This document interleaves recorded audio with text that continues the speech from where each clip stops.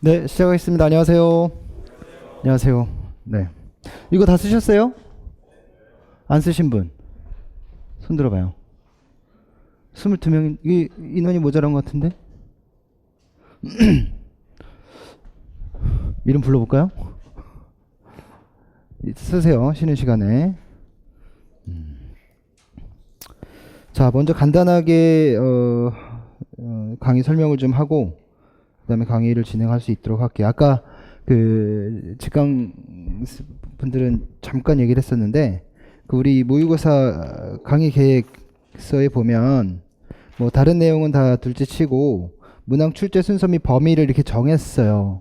그러니까 아까도 말해드렸던 것처럼 7, 8월 달 그 강의가 끝나고 나서 첨삭을 하면서 여러분들이 가지고 있는 어떤 고충이나 여러분들이 가지고 있는 어떤 고민들 그리고 여러분들이 가지고 하고 있는 공부 방법들 뭐 여러 가지 것들에 대해서 제가 피부로 느낄 수가 있었고 거기에서 어떻게 도움을 줄 수 있을까 이제 고민을 많이 해봤거든요. 근데 그 이런 거 같아요. 그 학원 저를 예를 들게요. 학원 강사들의 그 수입 페이를 주는 방식은 다 달라요. 근데 우리 학원 같은 경우는 어떻게 주냐면 여러분들이 그 블렌디드 강의를 신청할 수도 있고 뭐 매달 이제 강의를 신청할 수도 있잖아요. 그러면 이제 잠깐만요. 자료가 매달 강의를 신청하게 되면 뭐 신청한 금액이 뭐 얼마를 그 다음 달 준단 말이에요. 근데 블렌디드 강의를 신청하면 그 12월 달에 이제 강의를 신청하잖아요. 주로 제일 좀 이렇게 할인 혜택도 많이 가니까. 그럼 그때 이제 많이 몰리면 후반부에 가면 수입이 없는 거예요. 네, 처음에는 이렇게 많이 있는데 후반부로 가면 없는 거죠. 근데 사람이라는 게 뭐 월급이 얼마 들어오면 그 테두리 내에서 이제 돈을 쓰잖아요. 근데 처음에는 조금 이제 많이 들어왔다가 뒤로 갈수록 수입이 이렇게 줄어드는 구조면 이게 요 삶의 테두리의 폭이 안 맞는 거예요. 그렇잖아요. 그러면 이제 무슨 걱정을 하게 되냐면 아유 큰일 났다. 9월 달은 어떻게 살아야 되고 10월 달은 어떻게 살아야 되고 11월 달은 어떻게 저는 지금 손가락 빨개 생겼거든요 지금. 안 웃으시네요. 네, 저는 누구는 저기 맛있는 주스 먹고 저는 손가락 빨고. 근데 그런 걸 보면 한 언제쯤 그게 보이냐면 요게 내가 삶의 테두리에서 마이너스가 나는 시점에 그게 굉장히 크게 부각되는 거예요. 네. 그럼 뭐가 보이냐면 이 2달 후, 3달 후, 4달 후에는 나는 못 살 것 같아. 그러면 결국 현재의 나를 계속 압박을 가하고 위축되게 만들고 아무것도 하지 말아야 되고 저렇게 해야 되고 이렇게 만드는 거예요. 몇 명의 눈빛은 피지원 선생님 그렇게 어려워 사정이? 이런 눈빛이에요. 그런 건 아니에요. 근데 막 그 4월달 5월달 그런 생각을 했단 말이에요. 근데 지금 9월달 왔잖아요. 지금 10월달이잖아요. 원래대로는 손가락 빨아야 되는데 잘 먹고 잘 살아요. 더 재밌는 건 더 잘 먹고 더 잘 살아요. 왜냐하면 그거는 내가 가보지 않았던 미래에 대한 걱정이었을 뿐이에요. 나는 그냥 그 시점의 생각에 자꾸 이런 상황이 반복되니까 나는 정말 더 힘들어질 거야. 그래서 아무것도 못할 거야. 이렇게 생각을 한 거예요. 근데 잘 살고 있거든요. 그렇지 않아요? 근데 여러분들 공부를 하다 보면 여러분들 많은 분들이 이렇더라고요. 잃는 것이 두려워서 새로운 것을 얻으려 하지 않아요. 뭐냐면 내가 가지고 있는 공부 내가 알고 있는 내용 이거를 잃기 싫은 거예요. 그래서 이거에 대한 집착을 하는 거죠. 근데 그거는 여러분들이 알고 있는 임용시험을 합격하기 위한 내용 지식의 전부는 아니에요. 분명히 부족한 부분이 있거든요. 근데 여기에 집착을 하다 보니까 다른 걸 못해요. 더 나아가질 못해요. 근데 우리가 더 나아간다, 뭐 성장한다 이런 건 어떨 때 성장한다 그러죠? 인천 선생님 어떨 때 성장한다 그러죠?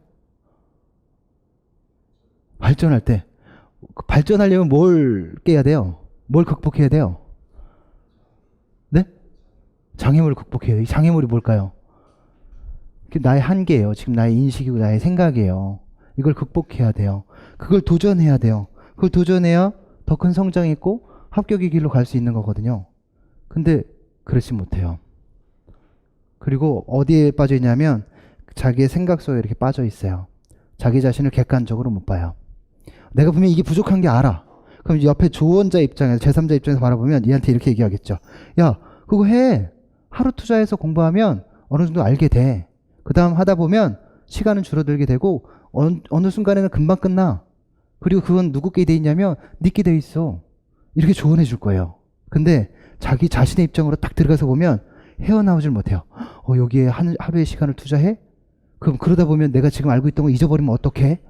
그러니까 이거는 안 나올지도 몰라. 합류하고 이거 더 복습하고 암기하자. 이렇게 돼버려요. 그러면 성장이 안 돼요. 내가 가지고 있는 지식의 테두리는 절대 합격의 테두리를 포함할 수 있는 만큼 아직 이르지 못했어요. 그럼 계속 도전해야죠. 물론 알고 있는 걸 잘 알고 탄탄하게 알고 있는 것도 중요해요.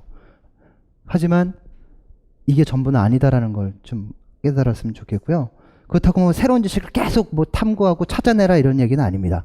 자신이 지금 내가 지금 공부했던 내용들 중에서 내가 잘 알지 못하는 내용들, 지금 내가 어려워서 두려워서 손을 대지 못하는 부분들이라면 과감하게 손을 대셔도 된다는 얘기예요. 예. 그렇다고 해서 많이 이루어지지도 않아요. 손 빨고 살 것 같았지만 잘 먹고 잘 살고 있더라고요. 사람 마음은 그래요. 예. 그리고 이제부터는 시험은 잘 보기 위한 시험이에요. 잘 보기 위한 시험이고 잘하기 위한 시험이에요. 여러분들이 노력한 것이 성과로 드러나는 그런 시험이어야 돼요. 그래서 제가 말씀을 드리는 거예요. 왜 이걸 이렇게 쿼터를 나누냐 하면 처음에는 뭐 전체 영역에서 산발적으로 문제를 뽑아서 출제를 한 거지만 1회, 2회, 3회, 4회는 각 영역을 나눴어요. 그 영역을 나눠서 뭐 1쿼터 같은 경우 교육과정에서 총론과 강론, 뭐 중학교와 성격 이걸 낸다는 얘기고요.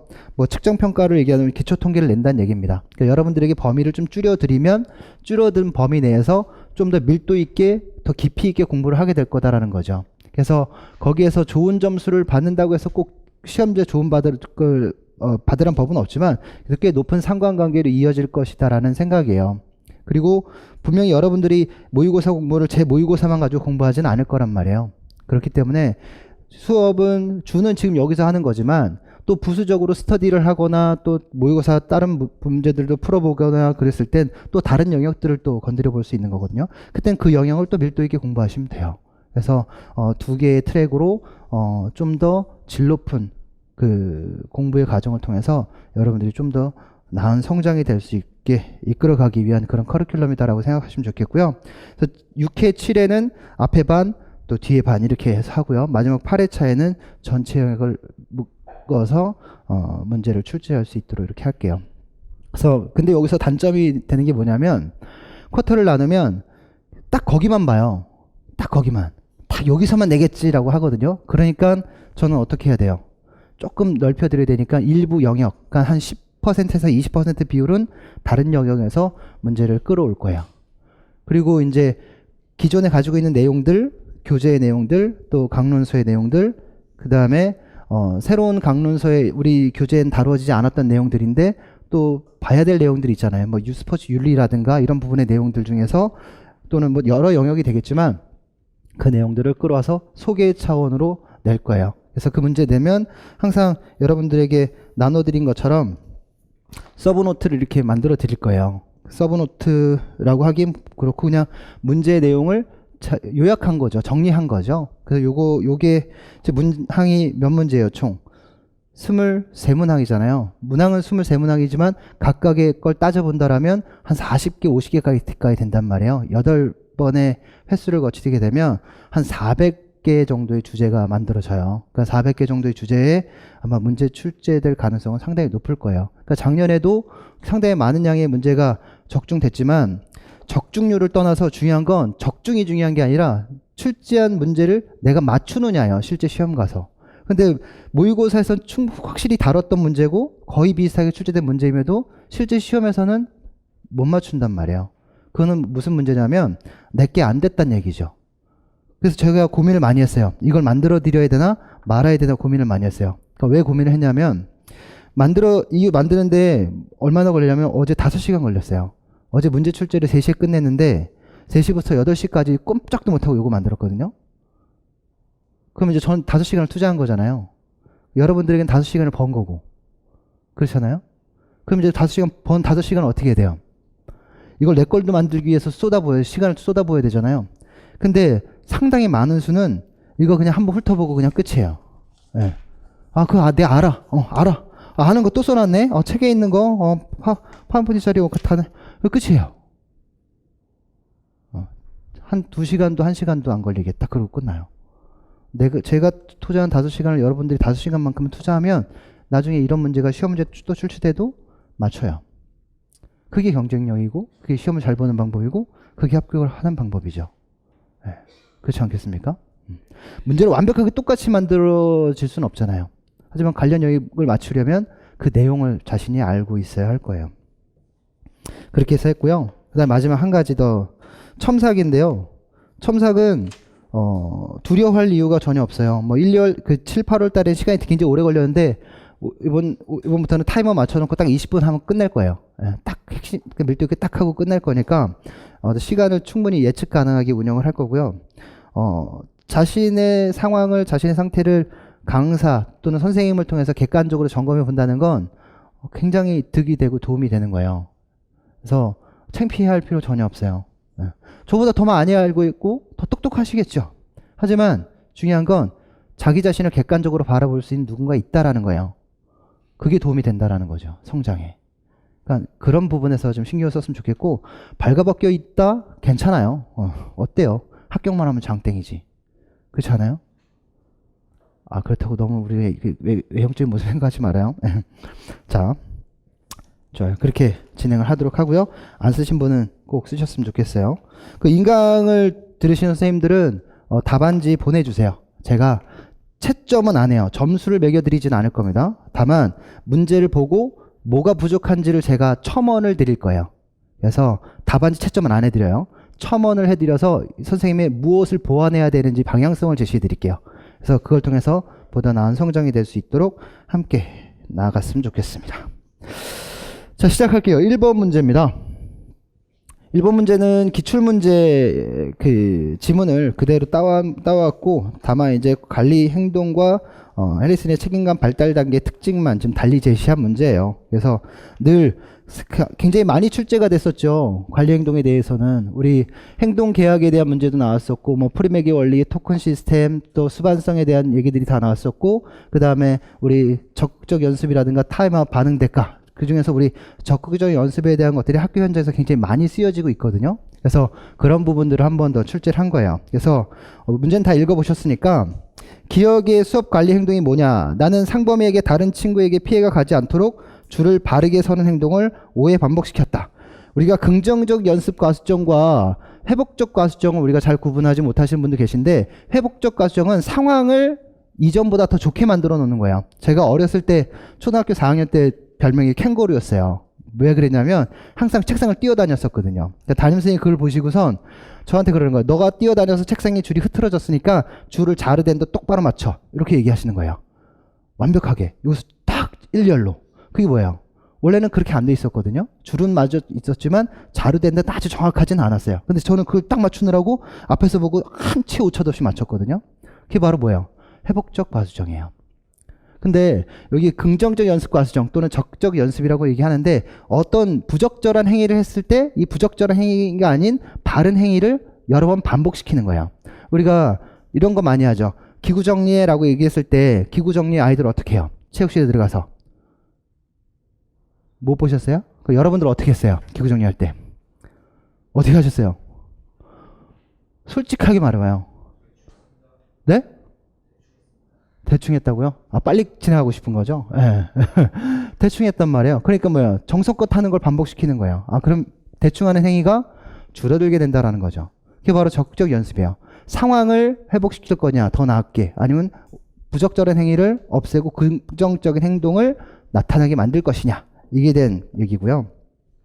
그 다음에 두 번째가 헬리슨의 책임감 특징에 대한 얘기예요. 우리 책임감 수준 얘기하면 수준 0단계부터 수준 5단계까지 우리 얘기하잖아요. 여기는 안 나눴네. 그래서 수준 0단계 뭐예요?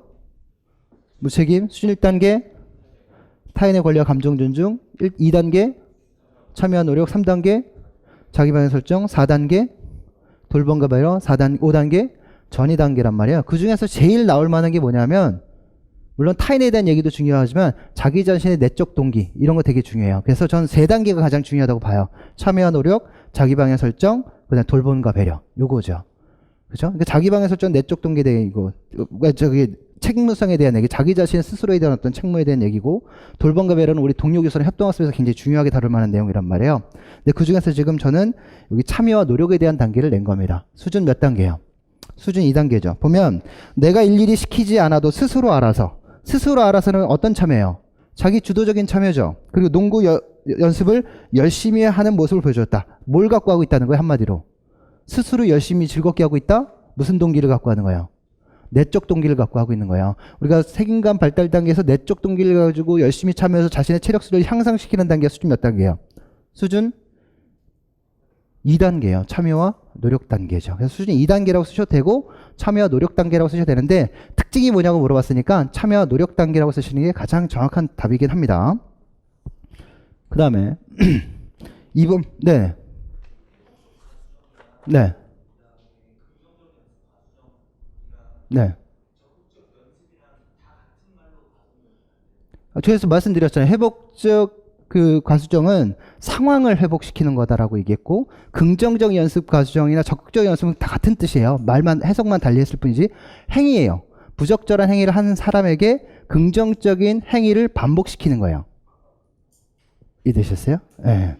그 다음에 2번 문제 우리 그 스포츠 사회학에 나오면 우리 주로 볼 만한 내용이 뭐예요? 가장 처음에 나올 만한 게 스포츠 사회학 이론에서 스포츠 사회학을 공부하면 전문적 관점에 대한 내용을 우리가 주로 보게 된단 말이죠. 그래서 우리 구조기능론, 갈등론, 비판이론, 상징적 상호작용 이론이에요. 그래서 사회적인 상황을 구조적인 관점에서 바라보는 게 뭐예요? 구조기능론이 아니라 구조기능론과 갈등론이 사회 구조를 바라보는 거예요. 그럼 어떤 사회적 실체에 대해서 사회를 어떤 측면으로 바라보냐면 구조적 측면에서 바라보는 게 바로 우리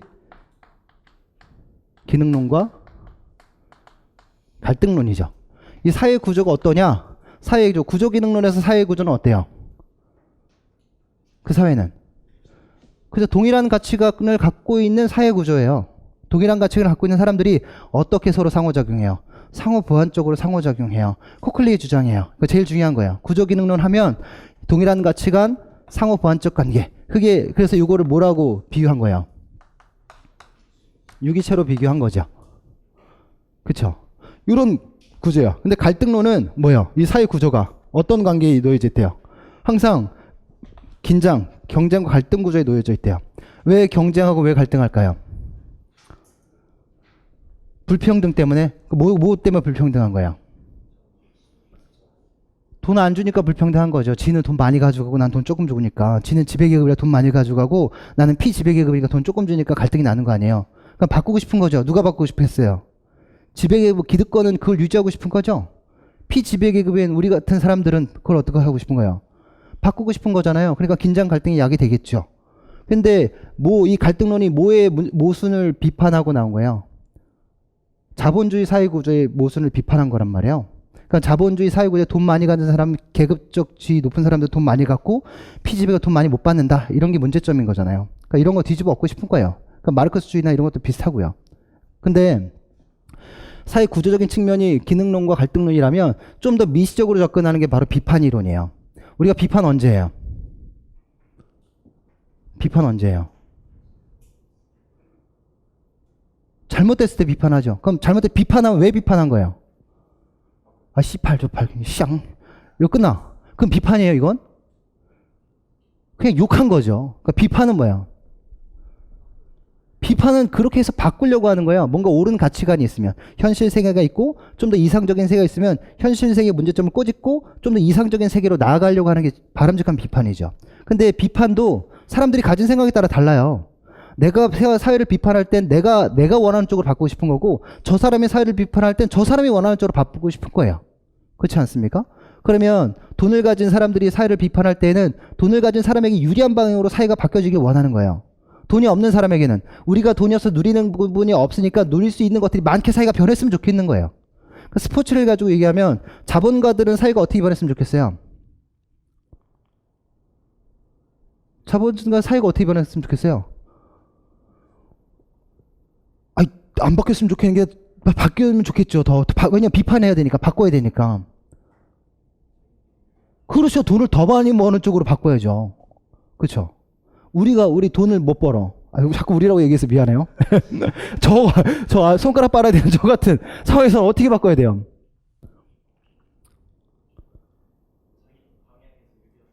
그렇죠. 선생님 되게 똑똑하다. 선생님, 우리 방향에서 유리하게. 손가락 빠니까 뭔가 지원이라도 대중 주변에 노릴 수 있는 거. 우리 스포츠 센터 이제 돈 많았을 때 스포츠 센터 좋은 데 갔잖아요. 호텔 있는데 갔다가 지금 돈 없으니까 어디 가야 돼요?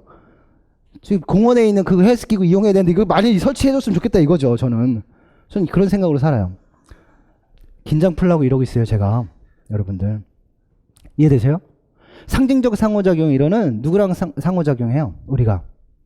사람들과 상호작용 하잖아요. 그럼 우리가 상호작용 스포츠 어때? 좋아요? 좋죠. 스포츠 좋아요. 우리 통하네요? 그럼 좋은 거예요. 근데 나쁘면 별로야. 우리 제 아내하고 스포츠에 대한 얘기하면 무슨 얘기 하는지 알아요?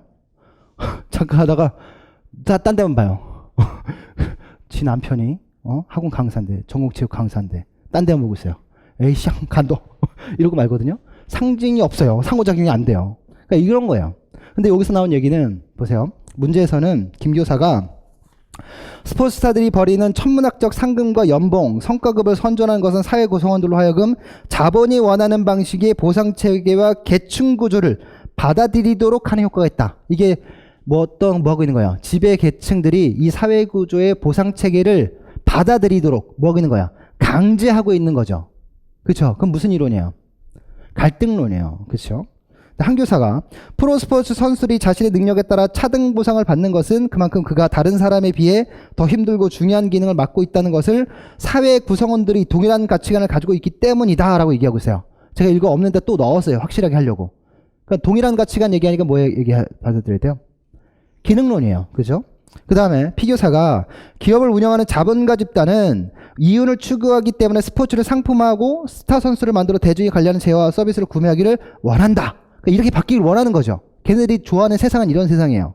근데 스포츠 참여 기회가 적은 시민들은 정부가 저렴하게 이용할 수 있는 체육시설이나 공원 등 여가 공간을 공급해 주기를 원한다. 손가락 빨고 있는 피종이는 이런 공간을 원하는 거예요. 그렇죠? 그렇게 사회를 비판하고 있는 거죠. 무슨 이론이에요? 비판 이론이에요. 이해되셔요? 네. 그 다음에 이거는 각각 0.5점씩 채점하세요. 0.5점씩. 그래서 하나 틀리면 0.5점씩 감점하고요. 3개 다 맞추면 2점 주시고요. 그 다음에 3번 문제.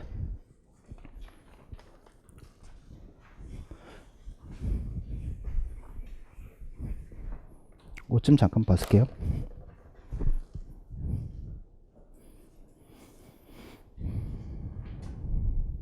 그래도 여러분들 좀 긴장이 풀리셨네요. 새로 보는 얼굴들도 있고 그래서 그런데 제가 어리광 애교를 좀 부리니까 긴장이 좀 풀리는 것 같아요. 자, 볼게요. 우리 에너지 시스템이에요. 요거 정리하면 저 에너지계는 뭐 거의 끝났다라고 보시면 돼요. 우리 ATP는 언제 쓰나요?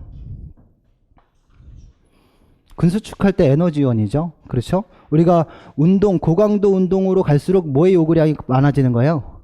ATP 요구량이 많아지는 거죠. 그렇죠? 그래서 낮은 강도에서는 ATP 요구량이 적은 거고 높은 강도일수록 ATP 요구량이 많아지는 거예요. 근데 ATP를 공급해 줄 수 있는 공급 과정이 여기서도 있고 여기서도 있는 거잖아요.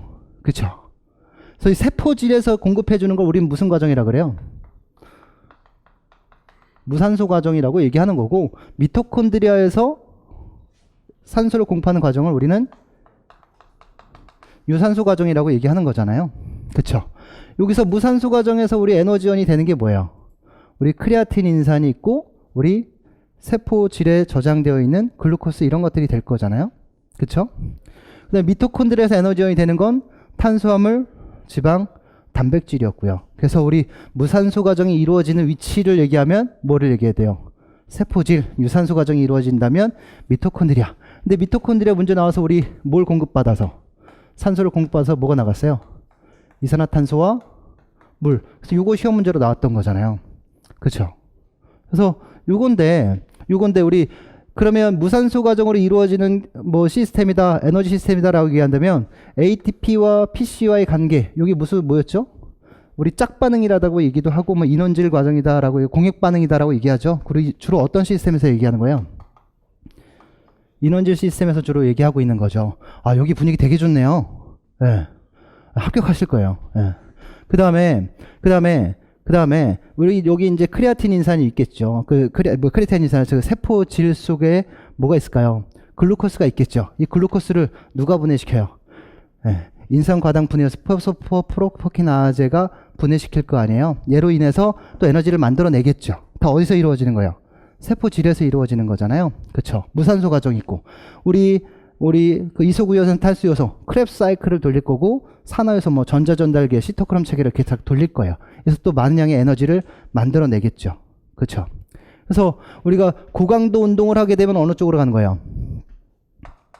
고강도 운동을 하면 이쪽으로 가는 거고요. 우리 점점 어떤 강도? 저강도 운동을 하면 이쪽으로 가는 거예요.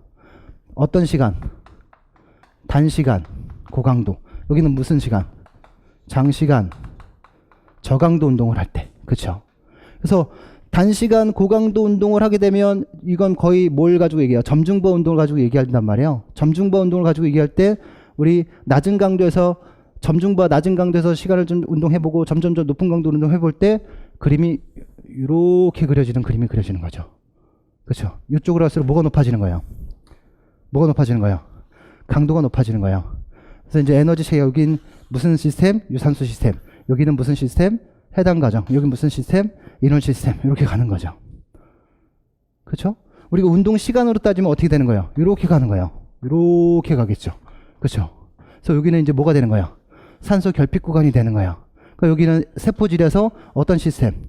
ATP, PC 시스템. 무슨 시스템? 젖산 시스템. 여기는 무슨 시스템? 산화적 인산화 과정. 이렇게 되는 거예요.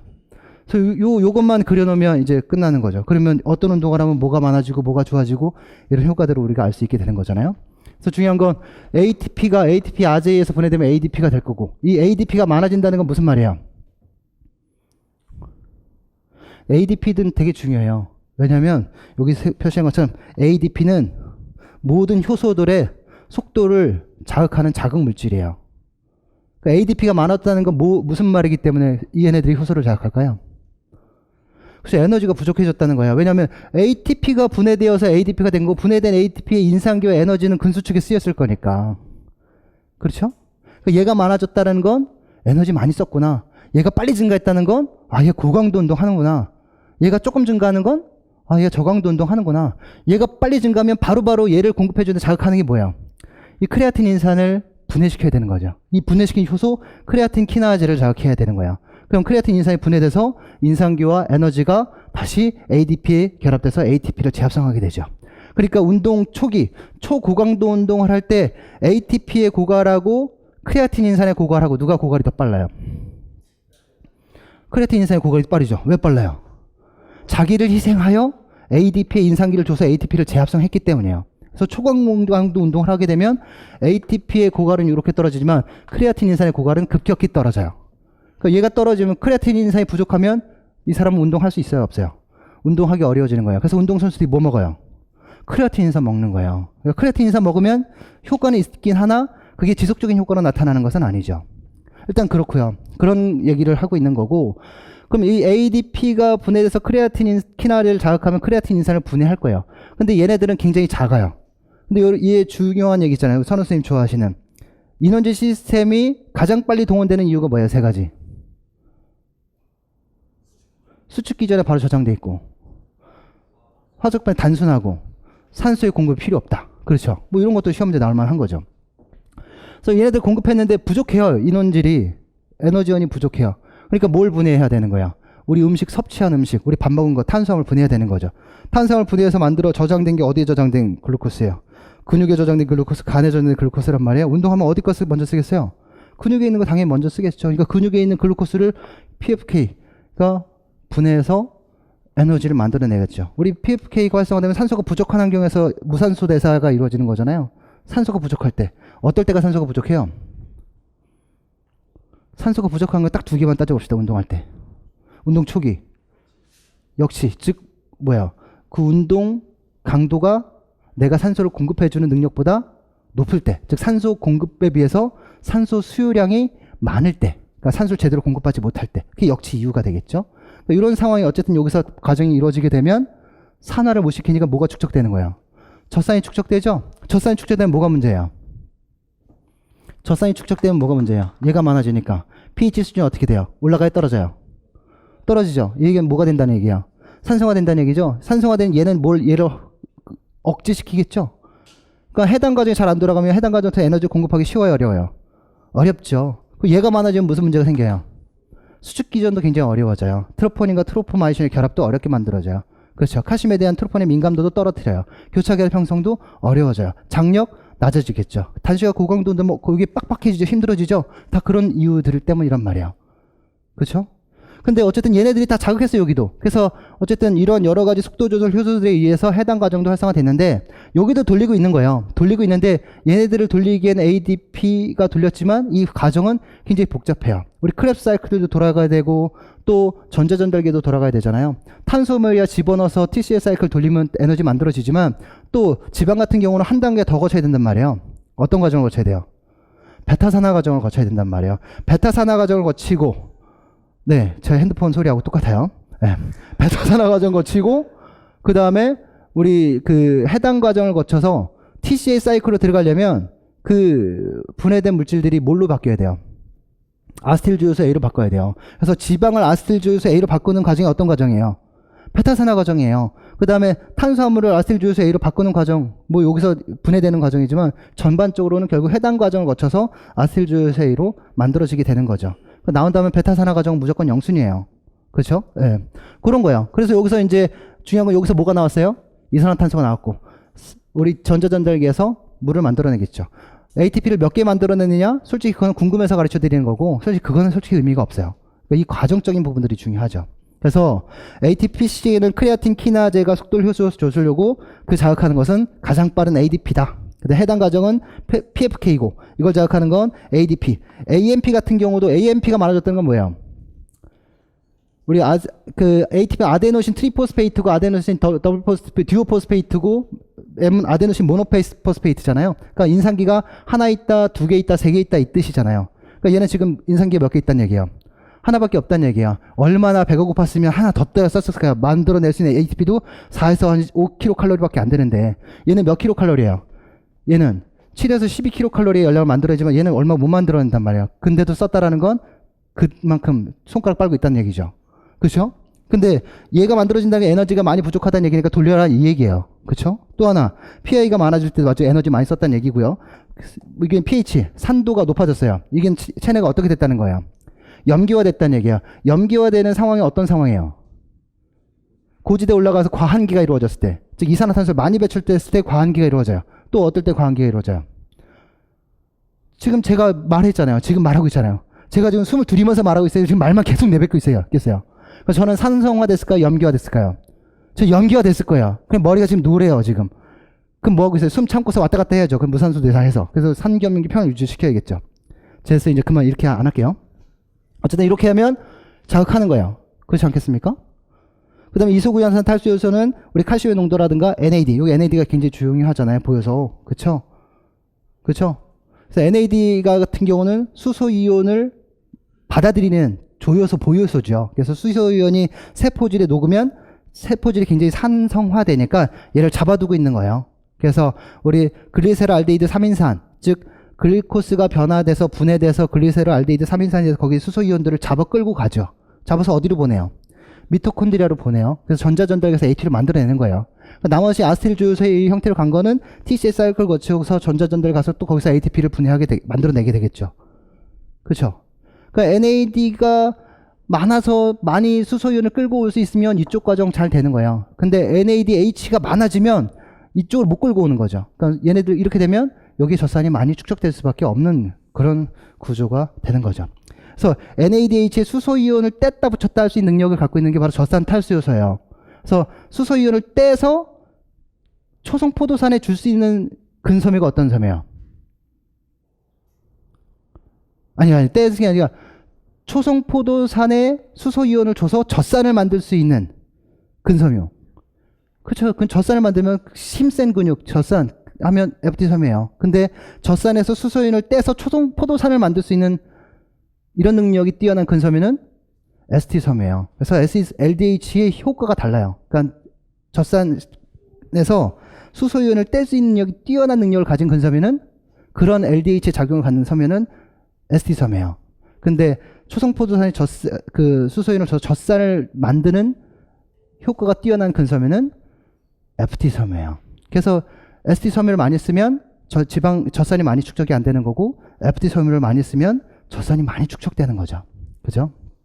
이런 것들. 그래서 무산소 과정이면 어디예요? 요 두 개고, 여기 하면 어떤 과정? 유산소 과정. 이렇게 나누시고 요 두 개에 대한 순서 이렇게 정리하시면 되는 겁니다. 그래서 기억은 뭐랑 연결돼요? C, 그 다음에 다랑 연결될 거고, 니은은 A랑 연결될 거고, 라랑 연결되겠죠? 그 다음 디귿 크랩 사이클은, 디귿은 D2소구연탄 탈수 요소와, 왜 이소구연산 하면 요 사이클이 무슨 사이클이라고 얘기하냐면, 우리는 TCA 사이클, 크랩 사이클이라고 얘기하잖아요. 발견한 사람 크랩스 이름 따서. 근데 우리 보건이나 이런 데 가면 구연산 사이클이라고 얘기해요. 그래서 구연산 하면 TCA 사이클이다 이렇게 생각하시면 돼요. 그래서 이거, 그 다음 D 다음에 나가 연결될 것이고, 그 다음에 전자전달계 리을은 B, 뭐 산화 요소거든요. 그 B, 그 다음에 가로 이렇게 이어지게 됩니다. 그 다음에 4번 문제요. 여러분들 합리적 행동 이론 잘 알고 계시죠? 우리 합리적 행동 이론에서 의도를 결정하는 요인이 뭐예요? 행동에 대한 태도나 주관적 규범이란 말이에요. 내가 어떤 운동에 대해서 긍정적으로 생각을 하고 있느냐, 또 내가 거기에 대한 어떤 압력을 받고 있느냐, 뭐 이런 것들일 텐데, 이런 것들은 의도에는 직접적인 영향을 미치지만 행동에는 직접적인 영향을 못 미친단 말이에요. 그래서 의도에도 직접적으로, 행동에도 직접적으로 영향을 미치는 게 바로 뭐야? 행동 통제 인식이죠. 근데 이 행동 통제 인식에 대해서 에이제는 행동 통제 인식을 뭐랑 뭐로 나눴냐면, 자신감과 통제 가능성 또는 뭐 통제성의 인식 이런 걸로 나눴어요. 근데 요거를 또 테리어 올리어리는 어떻게 연구를 해봤냐면, 자신감은 과연 무엇을 예측할 수 있느냐, 통제성의 인식은 과연 무엇을 예측할 수 있냐 봤더니, 자신감은 행동은 예측하기는 어렵대요. 근데 자신감은 의도를 예측하기 좋대요. 근데 행동 통제 인식이니까 통제성은 자신의 행동을 통제하는 거잖아요. 그러니까 의도가 아닌 행동에 직접적으로 예측할 수 있는 게 바로 통제 인식 또는 통제 가능성이래요. 그래서 문제는 요걸 낸 거예요. 기억은 자신감, 통제성의 인식 또는 통제 가능성. 이것은 니은으로 문제를 출제한 겁니다. 그래서 뭐 합리적 행동 이론의 문제가 계획 행동 이론 문제 나오면 뭐 영순이죠. 뭐가? 행동 통제 인식이. 근데 행동 통제 인식을 조금 더 어렵게 낸다면 자신감과 또 뭘로? 우리 통제 인식 또는 통제 가능성으로 될 가능성이 있어요. 그래서 기억은 자신감, 니은은 통제 인식 또는 뭐 이렇게 써도 돼요. 통제 가능성, 뭐 이렇게 쓰셔도 맞는 얘기입니다. 그 다음 5번 문제인데요.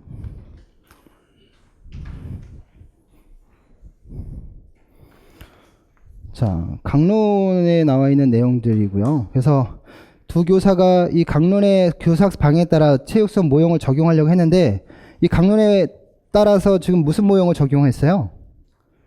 협동학습 모형을 적용하고자 했죠. 그래서 피교사가 한번 읽어볼게요. 학습 내용의 특성을 고려하여 특정한 수업 모형이나 전략에 의존하기보다는 수업이 이루어지는 맥락을 고려하여 적합한 수업 모형이나 전략을 선정하거나 이를 창의적으로 변형하는 등 교육과정이 의도하는 범위 안에서 다양한 교수학습 방법을 적용하면 좋을 것 같아요 라고 얘기했어요. 우리가 스타일에서도 나왔어요. 우리 스타일의 필요성 4가지 뭐예요? 개인 스타일의 필요성, 학생 집단의 다양성, 복합적인 수용 목표, 통합적인 수업 구조의 필요성. 그래서 스타일에서 중요하게 생각하는 게 뭐야? 또 교사에게 스펙트럼이 중요한 이유가 뭐야? 활용 능력이에요. 그렇죠? 수업 모형에서 중요한 게 뭐야? 모형은 딱 일관성 있게 어떤 수업을 만들어내기 위한 건데, 이 모형이 이 세상의 교수의 모든 전부는 아니잖아요. 그래서 그 전부가 아니잖아요. 그러니까 이걸 활용해야 돼요. 유정현 선생님이 체육과정 총론에서 제일 먼저 얘기하는 게 뭐예요?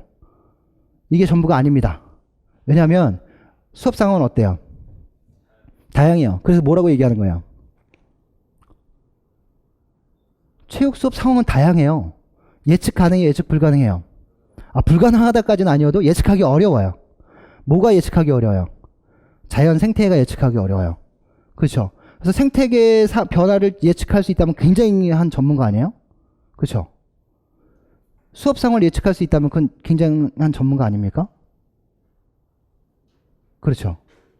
어쨌든 그런 상황에 가장 맞는 수업을 해낼 수 있다라고 얘기하면 그런 교사는 어떤 사람이 되는 거예요? 전문인이죠. 그럼 그 정해져 있는 틀이 아니라 항상 바뀔 수 있는 상황에 정확하게 상황에 맞는 교수법을 적용할 수 있는 능력이다라고 얘기하면 어떤 교사 교육이 필요한 거예요? 탐구 중심 교사 교육이 필요한 거죠. 그래서 만들어진 교사가 어떤 교사예요? 반성적 전문인이잖아요. 그러니까 맨날 우리 나왔던 거잖아요. 그렇죠? 현장 개선 연구 이런 것들이 반성 계속 나왔던 거잖아요. 그럼 상황에 맞는 수업을 어떻게 돼요? 맞도록 변형해야 되겠죠. 옛날에 계속 뭐 맞춤형이 아니라 예전엔 창조성, 뭐 변형, 뭐 이런 얘기들을 많이 했지만 우리 2015 개정교육과정에서는 이 교수학습 방향을 뭘로 설정하고 있어요? 교수학습 방향의 선정과 활용인데 어떤 교수학습 방법의 선정과 활용이에요? 맞춤형이죠. 그래서 한마디로 맞춤형 교수학습 방법의 선정과 활용, 이 내용을 담고 있는 겁니다. 그 다음 피교사가 김 선생님 어제 배드민턴 수업은 어떤 방식의 수업이었나요? 저는 배드민턴 수업에서 그림과 같은 협동학습의 과제구조 방식인 무엇을 활용했습니다. 라고 얘기했어요. 보니까 A팀, B팀, C팀이 있는데 A팀의 1번 학생, B팀의 1번 학생, C팀의 1번 학생 뽑아가지고 여기부터 보냈어요.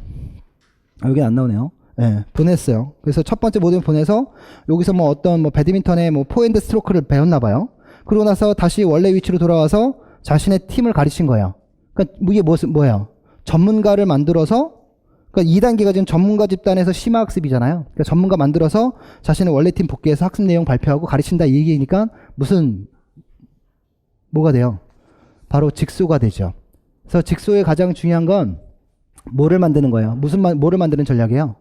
전문가를 만드는 전략이에요. 그래서 직소는 체육 수업 모형에서 두 가지 전략 얘기하잖아요. 하나는 지금 문제 나왔던 것처럼 집단에서 한 명씩 뽑아서 전문가 만든 다음에 원래 집단으로 되돌아가서 가르치는 방식, 요것이 있고, 또 하나는 각 집단이 전문가 집단이 되어서 그 집단이 다른 집단을 가르치는 방식, 요게 있다라고 얘기했던 거잖아요. 그렇죠? 뭐 이것도 직소 방식이고 이것도 직소 방식이죠. 요것은 자기 집단 내에서의 협동이 유발된다면 요건 뭐야? 클래스 전체가 협동이 유발되겠죠. 그렇지 않겠습니까? 예. 근데 피교사가 그렇군요. 평가는 어떻게 하나요? 했더니 김교사가 평가는 전문가에 의한 과제 연습을 집중적으로 실시하여 개별적인 수행 능력만 평가를 하겠습니다. 협동학습 모형에서 개별적인 수행 능력만 평가한대요. 그럼 뭐가 하는데? 협동학습의 제일 중요한 게 뭐예요? 협동이죠. 근데 개별적인 수행 능력만 평가해서 점수에 반영하면 뭐가 안 일어나겠어요? 이거 뭐 답을 다 준 거야. 한마디로 얘기하면 뭐가 안 일어나는 거예요? 협동의 과정이 안 일어나는 거예요. 그게 가장 큰 문제죠. 그렇죠? 그 다음에 그래서 피교사가 협동학습 의미 있게 진행되기 위해서는 팀의 향상에 대한 보상이 필요할 것 같아요. 라고 얘기했어요. 그러니까 우리가 처음에 평가를 받아보면 평가받으면 뭘 알게 돼요? 자신이 현재 수준을 알게 되잖아요. 현재 수준을 알고 난 다음에 자 다음에 또 평가할 거니까 다음에 꼭 성적 올려라. 여기는 두 가지 목표가 있다. 개별 능력도 높아져야 되고 팀 점수도 높아져야 돼. 근데 당연히 개별 점수가 합산돼서 팀 점수가 되는 거니까 개별 능력 향상되면 팀 점수는 당연히 향상되겠죠. 그게 뭐예요? 협동해서 향상시켜라. 바로 뭐예요? STAD죠. 그래서 1차 연습하고 나서 2차 연습할 때 목표를 줘요. 개별 점수 향상, 팀 점수 향상. 근데 개별 점수도 향상시키고 팀 점수를 향상시키려면 어떤 일이 벌어지는 거예요? 모든 팀원들이 점수를 높이기 위해 연습할 것이고 개별 점수 여기 발표되지 않는데요. 개별 점수 발표된다라면 아마 개별 점수 높이려고 되게 더 연습 많이 하겠죠. 그래서 개별 점수는 발표되지 않고 팀 점수를 유발하면 팀 내 협동을 유발한다는 특징이 있다. 여기 가장 중요한 거예요. 그렇죠? 그래서 개별 점수를 발표하게 될 경우의 상황은 분명히 보세요. 제가 뭐 운동을 잘해요. 운동을 잘하는데 제 점수가 노출이 돼요. 우리 팀은 잘하는데 그럼 제 점수가 노출되고 우리 팀 점수가 나타난다 라고 얘기하면 어떤 일이 벌어질까요? 우리 그렇죠. 야구에서 야구 선수들이 막 타율 막 타격 홈런 왕이 되고 막 이런 시점에 인터뷰를 해요. 이제 남은 게임이 몇 게임 남았는데 홈런왕 되실 텐데 홈런 몇 개 또 하시겠습니까? 막 이런 얘기 해요. 그러면 그 선수들 대기하면 다 뭐라 그래요? 저 10개 더 쳐가지고 진짜 홈런을 할 거예요. 이런 얘기 해요? 그런 얘기 안 해요. 뭐라고 얘기해요? 개별 성적은 중요하지 않습니다. 팀 성적이 중요합니다. 이렇게 얘기한단 말이에요. 그렇지 않습니까? 네. 이런 것들. 그래서 두 번째, 리을에서 우리 해결을 위해서 결합시켜야 할 협동학습 과제 구조 방식은 바로 뭐가 되겠어요? 바로 STAD가 되겠죠. 그래서 STAD 구조 1차 연습. 여기서 중요한 건 1차 연습에서 뭘 중요시 한다는 거예요? 향상도. 첫 번째 목적은 개별 향상, 두 번째 목적은 팀 향상이에요. 그러니까 요것도 시험 문제 나올만 하고 요것도 시험 문제로 나올만 하고. 그래서 무슨 구조가 되는 거예요? 경쟁적 구조가 되는 거예요? 비경쟁적 구조가 되는 거예요? 비경쟁적 구조가 되죠. 왜냐하면 나의 성장을 얘기하는 거니까. 그 다음에 6번 문제예요. 이건 의도적 반칙에 대한 얘기예요. 지문 한번 읽어볼게요. A팀과 B팀 경기는 종료까지 3분 남았다. A팀은 1점 차로 지고 있고 팀 파울에 도달해 있다. B팀의 공을 잡자 A팀이 한 선수는 의도적으로 팔을 쳐서 반칙을 유발한다. B팀의 선수는 자유투 2개를 모두 성공한다. 점차는 3점으로 벌어진다. A팀은 공격을 성공하여 점수는 다시 1점 차가 된다. B팀 공격이 시작하자 A팀 선수는 또다시 곧바로 이전과 같은 반칙을 했고 이와 같은 상황은 경기가 끝날 때까지 되풀이된다. 이거 많이 봤죠? 프로농구 하면 많이 봤죠? 거기 경기 끝나기 전에 가면 계속 갖다 치고 막 이러잖아요. 그럼 우리 뭐라 그래요? 거기 어떤 반응 보여요? 만약에 이기고 있는 팀일 때 어때요? 샹! 그걸 좀 하지? 그리고 만약에 지고 있는 팀이었다면 대단한 전술이야. 그렇게 해야 돼. 이렇게 갈 거란 말이에요. 그렇지 않습니까? 근데 이 의도적 반칙을 우리가 윤리적으로 비난을 해야 되냐? 비난을 하지 않아도 되느냐? 이건 좀 생각해 볼 만한 거리가 있다라는 거죠. 그래서 한번 다 읽어볼게요. 피교사 한 선생님, 위 내용은 어제 있었던 학교 스포츠 클럽 결승에서 나온 상황인데 어떻게 생각하세요? 제가 생각할 때 A팀 선수의 의도적 반칙은 윤리적으로 비난의 대상이 될 수 있다고 생각됩니다.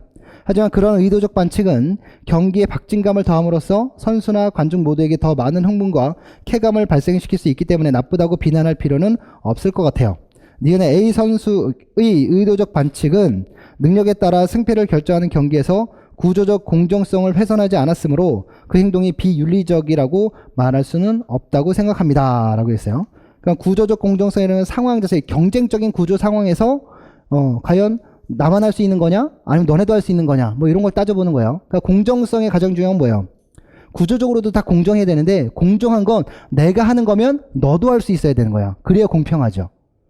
네, 그런 얘기를 하고 있는 거고. 한 교사가 전 조금 다르게 생각합니다. 의도적 반칙은 형식주의 관점에서처럼 규칙을 위반한 것이기 때문에 윤리적으로 정당화될 수 없을 것 같아요. 예로 지시되면 의도적 반칙이 어떤 것을 위반한 것은 사실이지만 어떤 것을 위반한 것은 아니지만 어떤 것을 위반한 것은 엄정한 사실이니까요. 그래서 우리가 이거 따져보면 기억에 먼저 기억의 전제가 되는 두 가지. 기억의 전제가 된다? 기억이 뭐야? 팀이 공을 잡자 A팀의 한 선수는 의도적으로 팔을 쳐서 반칙을 했다. 이게 뭐예요? 그게 뭐예요? 바로 의도적 반칙을 했다는 거예요. 그쵸? 그럼 의도적 반칙이 되기 위한 두 가지 전제 조건이 있다라는 거예요. 그냥 맞아요. 그냥 뭐예요? 의도성 그 다음에 반칙이어야 한다는 얘기입니다. 두 가지 전제 조건은. 근데 그렇게 너무 심플하게 생각하지는 말고요. 의도적 반칙이다라고 얘기하면 뭐가 있냐면 자신의 의지적 계획이 있어야 돼요. 여기서 의지적 계획이다라고 얘기하는 건 한마디로 얘기해서 누구의 의지? 자신의 자유의지였어야 된다는 얘기예요. 그 다음에 이 반칙은 뭐야? 반칙이라는 건 뭐야? 한마디로 규칙에 어긋나는 행위? 요거다라고 생각할 수 있을까요? 네, 규칙에 어긋난 행위예요. 그렇죠? 그래서 우리 두 가지 전제 조건은 의도적인 계획, 의도가 있어야 되고 규칙에서 어긋난 것이어야 한다. 요게 의도적 반칙의 가장 전제가 되는 조건이에요. 그러면 여기에서 A 선수가 지금 그 고의적인 반칙을 했단 말이에요. 규칙에서 어긋나는 행동을 하긴 했지만 그것이 꼭 이 스포츠 구조상의 가장 큰 문제가 되느냐, 여기에 대한 어떤 논쟁의 거리가 될 수 있다라고 얘기하고 있는 거예요. 그래서 밑줄 친 니은과 같이 주장할 수 있는 이유를 공정시험의 관점에서 서술할 것. 그러니까 지금 한 교사는 이 의도적 반칙은 의도적으로 반칙을 했기 때문에 한 교사는 뭐라고 얘기하는 거예요? 이거는 비윤리적이다. 이 얘기는 비윤리적으로 얘기할 수 있는 건 어떤 입장에서 바라보는 거예요? 규칙을 지켜야 하는 의무론적 입장에서 바라보면 얘는 비윤리적인 거예요.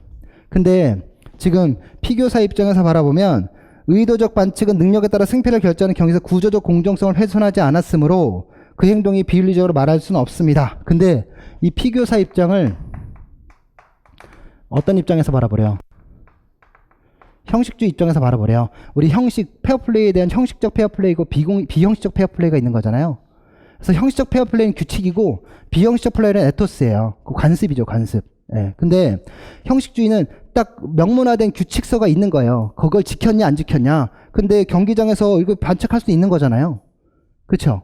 근데 이 형식적 규칙에는, 이 형식주의는 여기 만들고 있는 규칙에는 두 가지 규칙이 있어요. 구성적 규칙이 있고 규제적 규칙이 있어요. 뭐 3발 이상 걸으면 트래블링이다, 막 이런 게 다 구성적 규칙이에요. 이해되시죠? 근데 선수를 뭐 손을 치게 되면 뭐 반칙을 받아서 자유투를 주게 된다, 이런 것도 규제적 규칙이거든요. 그래서 이 경기가 이루어지는 자체의 어떤 틀을 만들어내는 규칙들은 다 구성적 규칙이에요. 근데 뭐뭐 하지 마라, 뭐뭐 하지 말라라고 얘기하는 건 규제적 규칙이에요. 상대 선수 팔을 쳐서 자유투를 줬어요. 이건 규제적 규칙을 어긴 거예요? 구성적 규칙을 어긴 거예요? 규제적 규칙을 어긴 거예요. 그래서 어겼으니까 뭘 준 거예요? 자유투를 준 거란 말이에요. 그래서 이런 것들인데, 지금 피교사가 형식주의 입장에서 바라보면 구조적인 것들은 안 바꿨어요. 안 바꿨지만 의도적 반칙은 우리 팀에서도 할 수 있고 저쪽 팀에서도 할 수 있어요. 만약에 지금 한 점 차로 리드를 하고 있는 상황에서 반칙을 해서 상대편이 저 득점을 했어요. 그쵸?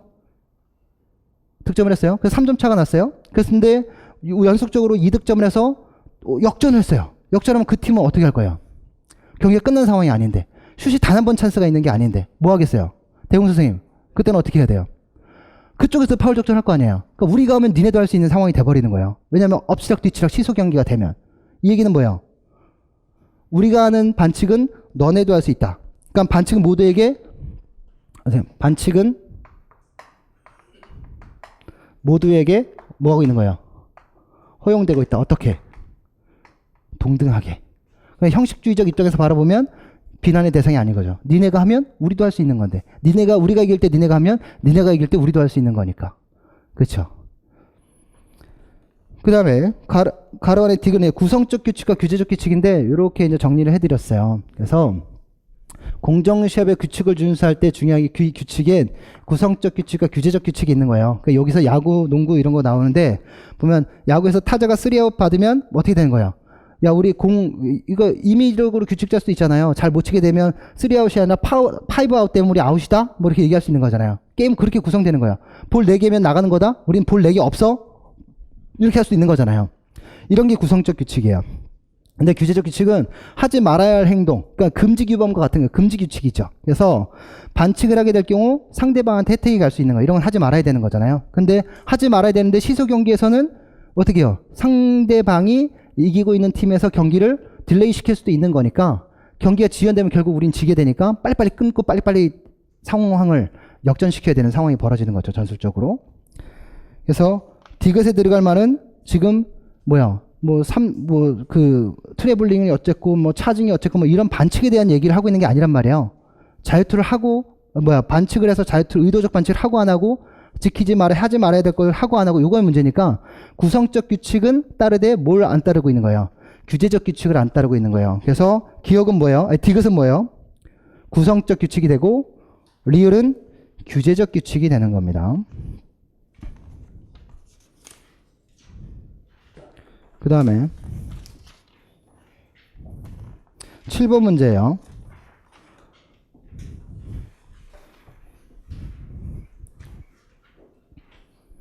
우리 그리스 교육체계 하면 아고게가 가장 나올만 하지만 그래도 좀 언급할 만한 게 요거예요. 보면 고대 그리스 도시국이었던 아테네와 스파르타의 청년들에게는 18세에서부터 20세까지 군사적 성격의 교육이 실시되었다. 그래서 18살이 되면 스파르타에서는 채찍으로 때렸대요. 채찍으로 때리고 채찍을 때려서 그것을 견디고 이겨내는 사람만이 FAB가 될 자격을 준 거예요. 그러니까 한마디로 FAB는 뭐냐면 시민권을 준다 이거야. 성인식이었던 거예요. 성인식. 예. 그러니까 그리스 아테네에도 같은 그리스의 도시국가들이었잖아요. 다 성인식이 있었던 거죠. FAB가 되기 위한. 그게 보통 몇 살에 이루어져요? 18살 때 이루어진다라는 거예요. 그래서 스파르타에도 FAB 육성 제도가 있고 아테네에도 FAB 육성 제도가 있어요. 근데 채찍 때리고 지금 도시국가고 국경이 있고 경계선이 있고 서로 치고받고 하고 있는 상황이 될 수 있는 상황이니까 여기서 어떤 사람을 성인으로 인정해 주는 거예요. FAB를 인정해 주는 거예요. 잘 견디고 힘세고 쌈 잘하는 애들을 인정해 주는 거죠. 그렇죠? 그래서 어떤 성격을 많이 가질 수밖에 없었던 거예요. 신체적 훈련을 강화했으며 그 교육에선 어떤 특징, 군사적 훈련, 무장 훈련 뭐 이런 것들이 중요했다라는 얘기입니다. 아테네에서도 마찬가지예요. 아테네에서도 개인적 자유이상을 지향한 것은 사실이었지만 여기 지금 마케도니아 필요의 치욕적인 패배를 당하고 난 후에 시민군을 육성하고 싶었대요. 그래서 18살 되면 FAB 육성 제도가 됐다. 그러니까 시민군을 육성한다는 건 어떤 성격을 갖고 있다는 거예요? 군사적인 성격을 갖고 있었다? 이건 얘기죠. 그래서 FAB 중요한 내용 중에 하나고요. 그 다음에 두 번째 보면 로마 시대에도 군사적 체육과 함께 각종 구기운동이 신체 단련의 수단으로 실시되었다. 이건 제도라기보다는 어떤 장소의 개념으로 보면 좋을 것 같아요. 장소. 그래서 뭐 주로 어떤 것이었냐면 그 마르스라는 사원이 있어요. 로마에 가면 마르스 사원에 이제 사람들을 모아다가 막 정치적으로 막 얘기하고 군사적으로 사람들 징집해가지고 우리 싸우자 이기자 막 이런 사원이거든요. 그것을 우리는 캠퍼스 마르티우스라고 얘기를 해요. 그러니까 옥타비아너스 왕 때 이제 그런 행위들이 굉장히 많았던 건데 그래서 캠퍼스 마르티우스에서 실시된 거의 대부분의 신체 활동들도 물론 여러 가지 이러한 고대 그리스의 제전 경기들도 있었지만 어쨌든 중요한 건 군사적인 성격을 가지고 있는 그런 활동들이 굉장히 많이 이루어졌다라는 얘기예요. 근데 공화정 전기에는 우리 어떤 측면이었어요? 군사적 측면의 체육 활동이었잖아요. 근데 공화정 후기, 즉 로마 후기에서는 어떤 측면? 군사적인 측면 플러스 오락적 성격의 신체 활동이었단 말이에요. 근데 얘는 상대적으로 떨어지고 얘가 이렇게 높아진 상황이었죠. 그러니까 도시 중심의 캠퍼스 마르티우스가 요 가까운 데 있었다가 그 가까운 곳에 뭘 만드는 거예요? 콜로세움과 서커스 이런 거 만드는 거야. 그럼 얘네들 있던 자리가 없어지니까 공원이 없어지니까 어디로 가요? 땅 넓은 데로 밖으로 나가야 되겠죠. 그러니까 우리나라 고려시대 불교가 좋았다가 조선시대 불교 밖으로 나가는 것과 뭐 크게 다르지 않아요. 그러니까 뭐 이건 이데올로기와 상황적인 얘기지만 그래서 캠퍼스 마르티우스에 대한 얘기고 기사체육이에요. 뭐 기사체육 시험 문제로 굉장히 많이 나왔고 작년에도 기사체육 시험 문제 나왔잖아요. 근데 기사체육의 가장 중요한 체육사적 의의는 뭘까요? 아주 쉽게 한마디로 얘기합시다. 한마디로 다리 역할 이러면 끝나는 거죠. 그렇죠? 고대 체육을 근대로 이어주는 다리 역할 이게 끝이에요. 그래서 기사체육 칠레도 시험 문제로 나왔었고요. 그리고 우리 뭐 기사도 정신에 대한 얘기들도 나왔었고 근데 우리 나온다면 고대 체육의 맥을 근대로 이어주는 고리와 여다 같은 역할, 다리와 같은 역할 그러니까 한마디로 맥을 이어주는 역할 이런 단어가 나오면 뭐 무조건 맞는 거죠. 그렇죠? 그 다음에 만약 기사체육에 대한 부분들이 좀 나온다라고 얘기한다면 뭐 신체문화의 개성성은 뭐 이것과 이어지는 거지만 우리가 교육적 성격 근데 그 공식적인 교육은 이루어지지 못했잖아요. 공식적인 교육이 어디서 이루어졌는데 수도원에서 이루어졌는데 거긴 뭐가 빠졌어요? 체육이 빠져 있었단 말이에요. 그러니까 그런 건 아니지만 그래도 기사들 사이에서 어떤 칠레와 같은 신체 활동과 같은 교육적 활동이 이루어졌다라는 거. 군사적 성격을 갖고 있는 거죠. 얘가 왜 군사적 성격을 갖고 있었어요? 귀족과 평민의 계급을 나눠주는 어마어마한 장벽의 역할을 했던 게 바로 나이츠죠. 기사들이죠. 그러니까 우리 계급적 필요성에 만들어진 게 기사들이었었고, 그렇죠? 또 하나가 이 오락적 성격이란 말이에요. 우리 주스트와 토너먼트 중 오락적 성격을 많이 가진 게 뭘까요? 주스트예요. 그래서 오락적 성격 많이 가지니까 어떤 날 많이 할까요? 행사, 축제, 결혼식 이런 데 많이 하겠죠. 그러니까 결혼식 이런 데 많이 쓰였던 게 바로 주스트예요. 그래서 영화, 중세시대 영화 보면 결혼식장에 예쁜 신부 있고 막 예쁜 신부한테 잘 보이려고 기사가 여기 그 예쁜 신부한테 눈빛 싹 맞추고 그 사람과 결혼하지 마. 뭐 그리고 나랑 결혼해줘 이러면서 싹 싸고 그 못된 뭐죠? 영주하고 결혼해야 될 처지에 놓여져 있는 그 신부는 그 심장을 졸이면서 우리 그 기사의 경기를 주스를 보죠. 아무튼 그런 것들. 그래서 토너먼트 주스트 나왔잖아요. 주스트가 한번 나오면 또 나올 수도 있을 거다 라는 거고, 근대 체육의 발달에 기초가 됐다. 뭐 이런 것들 이렇게 세 개로 나눈다면 이렇게 얘기하시고, 하나만 딱 집어라라고 얘기하면 그냥 맥을 이어줬다. 요거 생각하시면 됩니다. 그 다음에 쭉 보다가 마지막에 18세기 말 구츠무치가 근대 체계를 확립한 이래 19세기 초부터 독일, 덴마크, 스웨덴 등 유럽 여러 나라에선 체력장 제도 일종인 이 제도를 통해 스포츠 활동이 활성화되었다. 우리가 독일 하면, 우리 유럽 하면 무슨 주예요? 이데올로기 얘기하면 국가주의, 민족주의란 말이에요. 그럼 국가주의, 민족주의 할 때 그 중심에 있는 게 바로 신체 활동 중 뭐예요? 바로 체조 운동이에요. 그 체조죠. 체조가 중요한데, 독일의 체조 운동의 배지는 뭘 가리키는 거예요?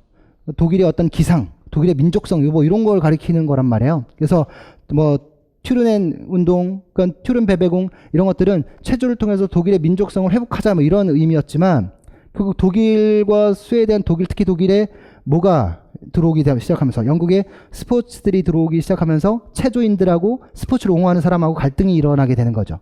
갈등이 일어날 때 얘네들은 얘네고 또 얘네들은 스포츠 활성화시켜야 되니까, 이렇게 해서 만들어진 게 바로 스포츠 배지제예요. 그래서 독일의 칼팀이 아니고 칼딤입니다. 성화봉성. 칼딤이 주장한 게 바로 스포츠 배지제고, 스웨덴도 굉장히 여러 가지 배지제가 있었지만, 뭐 야외 스포츠장을 얘기하는 필드 스포츠 배지제가 있었고, 덴마크도 스포츠 배지 제도가, 또 프랑스에서도 스포츠 배지 테스트 제도가 있었어요. 그러니까 체력장 제도고, 또 스포츠 활성화, 주 목적은 체력을 길러 스포츠를 활성화하자, 이런 의도를 갖고 있는 겁니다.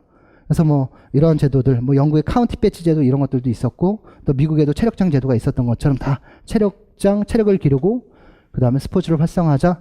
그러면 이것과 관련해서 나오면 어떤 이데올로기가 서로 다른 것도 있잖아요. 그러니까 여기는 조금 이제 민주적이다라고 얘기한다면, 아직 그런 거 체계가 만들어지진 않았지만, 반대가 이제 공산 진영이잖아요. 그거 어디요? 러시아와 이제 중국 얘기해야 되겠죠. 러시아의 국민들의 체력을 증진하자라고 얘기하면 러시아엔 뭐예요? GTO가 있는 거고, 중국에 뭐가 있는 거야? 노이제가 있는 거예요. 스포츠 배지제, 뭐 이제 여기는 노이제 또는 GTO가 가는 거고, 또 이제 엘리트 스포츠 융성체로 가면, 이 엘리트 스포츠 융성체 바로 스포츠 활성화를 위한 거잖아요. 그럼 뭐로 가는 거예요? 우리 전연방 스포츠 등급제, 운동원 등급제로 가는 거예요. 근데 우리나라 같은 그 군사 정권 시기에 우리가 스포츠를 활성화시키기 위해서 정부에서 주도적으로 노력을 했잖아요. 그래서 1960년대 체력공고 국력 얘기하면서 그 박정희 정권기 때 스포츠를 활성화하기 위한 제도가 뭐였어요? 교기육성제, 소년체육대, 소년체전 뭐 이런 것들을 얘기하고 있는 거잖아요. 그러니까 이렇게 뭐 연결 지어서 생각해 볼 수도 있는 거죠. 스포츠 배지제, 뭐 스포츠 배지 테스트제 뭐 이렇게 해도 다 맞습니다. 그 다음에 스포츠 일탈, 뭐 일탈도 시험 문제 굉장히 많이 나왔던 거지만 그래도 한 번 더 냈어요. 그래서 2012년 10월에 램스 암스트롱, 제가 굉장히 좋아했던 분인데, 이 분의 곡을도 제가 되게 탐을 그랬었는데, 아무튼 기억에 암을 극복하고 뚜르드 프랑스 7연패란 전무후무한 기록, 전대미문, 뭐 전무후무 막 이렇게 얘기하면 뭐 얘기하는 거예요? 전무후무는 지금까지 없었고 앞으로도 없을 거다. 그러니까 유일무이한 존재가 돼버린다. 우리 농구로 얘기하면 마이클 조던인 거죠. 예. 그렇죠? 그래서 마이클 조던 얘기하면 꼭 축구계의 마이클 조던, 뭐 축구는 메시가 있지만 뭐 배구계의 마이클 조던 이렇게 표현한단 말이에요. 왜냐하면 그만큼 최고의 선수라는 어떤 표준어가 돼버린 것처럼 돼버렸잖아요. 아, 우리나라에서는 아니죠. 미국에서는 그렇대요. 네. 어쨌든 이렇게 남겼다. 그럼 우리가 일탈을 얘기하면 우리가 일탈은 절대적인 관점이 있고 상대적인 관점이 있어요. 절대적인 일단은 뭐가 있냐면 요 절대적인 기준선이 있는 거예요. 근데 절대적인 기준선은 누구에게 만들어져요? 자, 누구는 이거를 여기는 제가 이렇게 수업하는 거 별로 재미없죠? 예, 네, 재미없어요. 저는 제가 이렇게 하는 거 재밌죠? 아, 저 이거 재미없네? 이거 재밌죠? 샹. 이러면 절대적 기준인 거예요. 여러분들이 재미없다고 생각하는 거니까. 그럼 저는 절대적 기준에 어긋나서 일탈을 하고 있는 거죠. 그게 절대적 기준이에요. 그럼 뭐가 있는 거예요? 여러분 모두가 같은 생각인 거예요. 그럼 그게 절대적 기준이 되는 거예요. 그 생각이 넘어가면 절대적 일탈이 되는 거예요. 이해되세요? 근데 상대적 일탈은 뭐예요? 여기가 재밌어. 여기는 안 재밌어. 그럼 여기 생각하고 달라. 이렇게 딱 치는 거죠. 여기선 과잉동조, 여기는 과소동조 이렇게 되는 거예요. 요 안에 있으면 여기서는 안일탈, 여기는 죄송합니다. 여기서는 비일탈, 여기는 과잉동조, 과소동조가 되는 겁니다. 이해되세요? 그래서 이렇게 만들어진 게 작년에 시험 문제가 과잉동조 얘기가 나온 거죠. 과잉동조 얘기하면 무조건 따라가야 맹목적 복종.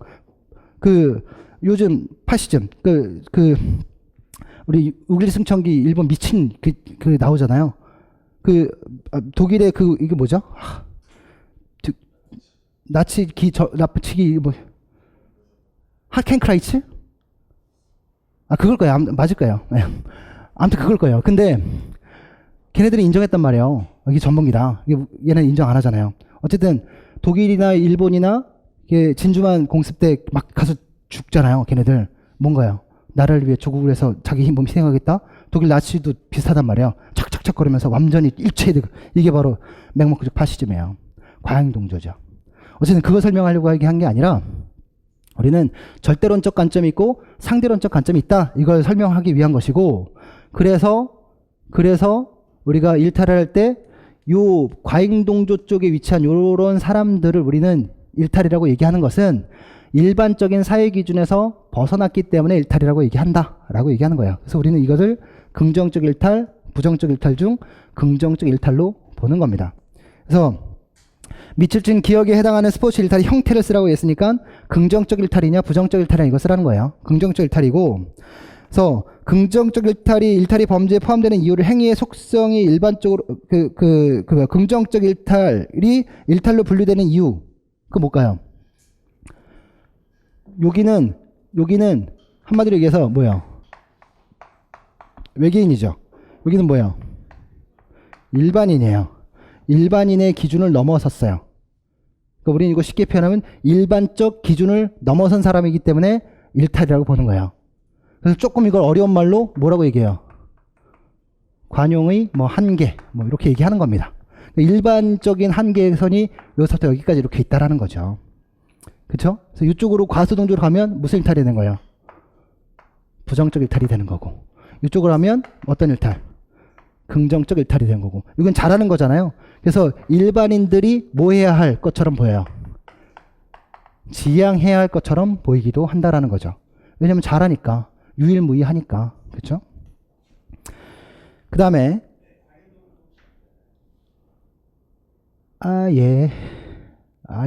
동조라고 얘기하셔도 돼요.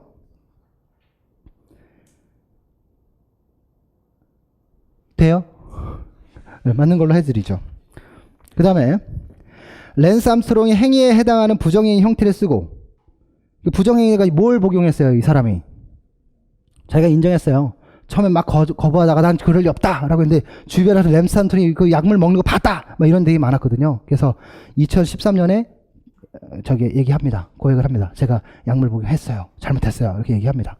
약물 복용해서 잘한 거잖아요. 아니 그거 아니어도 잘했을 수 있는데 약물 복용했기 때문에 제가 잘한 건 뭐 때문이다라고 생각할 수밖에 없게 되는 거예요. 약물 때문이다라고밖에 생각할 수 없게 되는 거예요. 그래서 이런 부정행위를 뭐라 그래요? 우린 제도 내에서 부정행위, 트래시 토크, 뭐 게임 스매시 이런 것들은 제도적 부정행위에 해당되잖아요. 그러니까 전술적 부정행위죠. 제도적 부정행위죠. 근데 이런 것들은 있어서는 안 되는 행위잖아요. 이런 걸 우리는 일탈적 부정행위다라고 얘기하죠. 그래서 트래시 토크에 대한 얘기를 좀 하면 게임 스매시, 트래시 토크 아세요? 미국에 3대 트래시 토커가 있어요. 그러니까 게임에 집중하지 않고 게임에 말 많이 하는 사람이에요. 야, 씨, 너 어제 뭐 했다며? 야, 너 2골밖에 못 넣었어? 나 10골 넣었다? 잘해봐라? 막 이런 식으로 얘기하는 거예요. 상당히 약 올리고. 3명이 누구냐면 게리 페이튼, 레지 밀러, 마이클 조던이에요. 예. 다 아는 사람이죠? 근데 레지 밀러가 처음에 마이클 조던 경기하는데 레지 밀러가 이랬대요. 연습 게임이 아니라 레지 밀러는 신인이었고 10점 득점했대요. 근데 마이클 조던이 2점 득점한 거예요. 그러니까 레지 밀러한테 선배가 부추겨가지고 야 마이클 조던 쟤 건드려봐 나 이랬대요.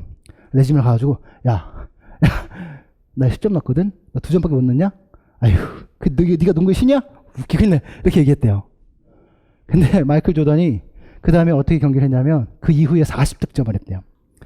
예, 레지 밀러는 딱 2득점하고 그리고 경기가 끝날 때 마이클 조던이 레지 밀러한테 뭐라 그런지 알아요? 흑인 예수한테는 그러는 거 아니다 이랬대요. 그 다음부터 레지 밀러가 마이클 조던한테만은 트래시 토크를 안 한대요. 예, 거친 언행을 안 한다는 얘기죠. 예. 아무튼 웃자고 한 소리고요. 그래서 이게 일탈적 부정행위죠. 근데 일탈적 부정행위를 하면 문제가 생기는 게 뭐예요? 여기 이런 일탈적 부정행위를 하면 스포츠는 뭐를 겨루는 경기예요? 나의 신체적인 능력을 겨루는 경기예요. 나의 진짜 능력을 겨루는 경기죠. 그렇죠.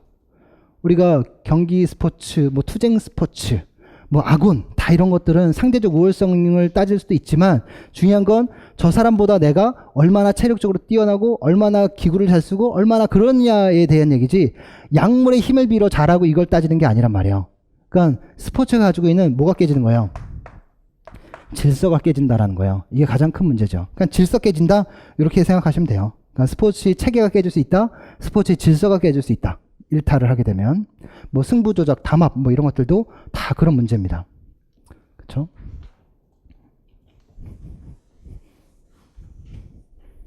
그 다음에 9번 문제. 다 했나요? 그렇죠? 9번 문제. 스포츠 자신감에 대한 얘기인데요. 우리 스포츠 자신감 이론에서 설명하고자 하는 게 과연 뭐냐라는 것과 그다음 반드라의 자기 효능감 이론. 여기에서 그 원천에 대한 문제는 3번이나 출제됐어요. 원천 중에서 누가 중요하냐, 뭐가 중요하냐 이거 문제가 출제가 안 됐단 말이에요. 그래서 반드라의 자아 효능감의 4가지 원천 뭐예요? 성공 경험, 대리적 경험, 언어적 설득, 신체 정서적 각성. 이게 순서대로 그 영향력이 큰 거예요. 그러면 기억에 칭찬과 격려를 통하여 야구 수행에 도움을 주었다. 이 칭찬과 격려잖아요. 뭐예요? 언어적 설득이죠. 영향 순위로 따지면 몇 순위예요? 3순위 이렇게 써놓으세요. 공의 속도를 줄여 타격의 성공 경험을 제공했다. 성공 경험 1순위죠. 잘하는 학생의 시범을 통하여 성공 장면을 보여주었다. 대리적 경험 2순위죠. 신체 정서적 각성을 통해 최상의 컨디션을 유지시켰다. 근데 신체 정서적 각성이죠. 그래서 문제에서 자신감 향상 전략이 영향력이 강한 원천부터 차례대로 쓰라고 했으니까 뭐가 되는 거예요? 니은, 디귿, 기억, 리을이죠. 근데 어떤 책에는 대리적 경험과 언어적 설득을 이렇게 뒤바꿔 놓은 책도 있어요. 근데 거의 99.9% 요 순서예요. 예. 그다음 스포츠 자신감 이론이에요. 그래서 우리 빌리의 스포츠 자신감 이론에서 중요한 것은 우리가 항상 얘기하는 건 어떤 스포츠 잘하는 친구는 다른 스포츠도 잘한다 이거예요. 그러니까 어떤 스포츠 자신감을 느끼는 사람은 다른 스포츠에서도 잘한다. 그래서 스포츠 상황에서 자신감과 성취 동기가 어떤 관계를 맺고 있느냐. 근데 우리 자신감 성취 동기니까 우리가 농구에서 굉장히 많은 성취 동기를 느낀 사람은 다른 종목에서도 되게 잘하죠. 우리 다운 선생님 배구의 선수잖아요. 되게 잘하시잖아요. 근데 농구도 잘하더라고요. 그렇죠? 진원 선생님 축구 굉장히 잘하잖아요. 근데 농구는 모르겠어요. 근데 스포츠 자신감은 중요한 건 슛은 되게 많이 쏘더라고요. 근데 자신감 없으면 못 쏘는 거잖아요. 그렇죠? 아닌가요? 자신감 없는데 슛을 막 쏠 수는 없을 거 아니겠습니까? 아무튼 그래서 스포츠 자신감 이론 그거고 스포츠 자신감의 이론의 의미 뭐 이건 뭐 다 알고 있는 사실이지만 스포츠에 성공할 수 있는 이유에 대한 개인이 가진 확실성 정도예요. 이거는 뭐가 있었기 때문에요. 다른 스포츠에서의 어떤 성취 동기가 있었기 때문에 그런 거예요. 그러니까 스포츠 상황에서 느끼게 되는 자신감이다. 뭐 이렇게 생각하시면 돼요. 그래서 그런 얘기고요. 그 다음에 나의 스포츠 자신감 이론이 의미하는 바를 빌리의 주장에 근거해 쓰라라고 얘기했으니까 스포츠에서 성공할 수 있는 능력에 대해 개인이 가지고 있는 확실성 정도, 그러니까 스포츠에서의 성공에 대한 개인의 확실성 요거다라고 생각하시면 되고요. 그 다음 나에서 밑줄 친 내용과 관련하여 스포츠 선수에게 나타난 2가지 유형의 경쟁 지향성. 우리 경쟁 지향성이에요. 우리 이거 문제 해석하면 객관적인 스포츠 상황에서 특성 스포츠 자신감을 갖고 있는 사람, 그러면 그 사람의 경쟁 지향성에 따라서 그 스포츠계에서의 상태 스포츠 자신감이 나타난다는 거죠. 마이클 조던을 예를 들면 마이클 조던 다양한 스포츠 다 잘해요. 운동 잘하는데 객관적인 스포츠 상황에서 마이클 조던 농구에 굉장히 특출난 기능을 갖고 있고 마이클 조던의 경쟁 지향성은 뛰어난 승부사 기질을 갖고 있어요. 그러니까 뭐냐면 과정적인 것도 중요하지만 굉장히 결과를 중요하게 생각한다는 얘기예요. 승리 추구를 굉장히 한다는 얘기죠. 그래서 경쟁 지향성은 2가지가 갖고 있는 거예요. 과정적이냐 결과 중심이냐. 그래서 우리 마틴과 길은 그게 수행 지향적이냐 그게 결과 지향적이냐 이렇게 나눴어요. 그래서 우리 여기서 얘기하는 스포츠 자신감이라서 경쟁 지향성은 2측면으로 나눠본다면 수행 지향성이냐 결과 지향성이냐 뭐 요걸 뭐 굳이 하면 뭐 과정이다라고 얘기해도 되겠지만 이렇게 나누고 있는 겁니다. 그래서 과정지향적인 사람이 뭐 자신감을 느낄 수도 있는 거고 뭐 승부를 따지는 사람이 자신감을 느낄 수 있는 거죠. 그 사람이 어떤 성향을 가지고 있는 사람에 따라서. 그 다음에 10번 문제. 이것도 자신감 원천. 자기 효능감, 이건 다 알고 있는 사실이니까 넘어도 되겠죠? 그 다음 10번 문제예요. 우리 이래박출량에 대한 얘기입니다. 우리 이래박출량에 영향을 미치는 요인 세 가지 뭐 있어요? 여기 다 써드려서 제가 뭐 있어요? 이완기말 혈액량, 심장의 수축력, 대동맥 및 폐동맥의 평균 압력이에요. 그쵸? 그럼 이완기말 용량을 우린 뭐라 그래요? 사전부하라고 얘기해요. 심장이 수축해서 혈액을 내보내기 전에 빵빵해지는 정도를 얘기하는 거예요. 빵빵해지면 부하가 큰 거죠. 그럼 심장이 빵빵해질 수 있는 방법은 뭐예요? 심장으로 환류되는 혈액량이 많으면 돼요. 그 정맥 환류량이 많으면 심장이 빵빵해지죠. 그럼 부하가 큰 거예요. 그게 사전부하예요. 그러니까 한마디로 해서 이완기말 혈액량이 많습니다. 심장이 많이 이완됐습니다. 정맥 환류량이 많습니다. 그럼 사전부하가 크다는 얘기예요. 사전부하가 크면 1회 박출량 어떻게 될까요? 박출량 어떻게 될까요? 당연히 증가하겠죠. 어떤 관계예요? 비례관계예요. 그래서 이 심장으로 환류되는 혈액량이 많으면 1회 박출량이 많아져요. 그렇죠? 근데 여기에 대해서 우리는 뭐 정맥 환류량, 근육에 의한 펌프 작용, 호흡에 의한 펌프 작용, 정맥 수축 이런 것도 중요하지만 기계적 요인에 의한 수축력 증가가 1회 박출량을 증가시킨단 말이죠. 그래서 플랭크 스타인의 법칙에 의한 1회 박출량 증가 기전을 설명하면 딱 세 가지만 얘기합시다. 세 단어로 끝냅시다. 플랭크 스타인의 법칙. 심근의 길이 증가,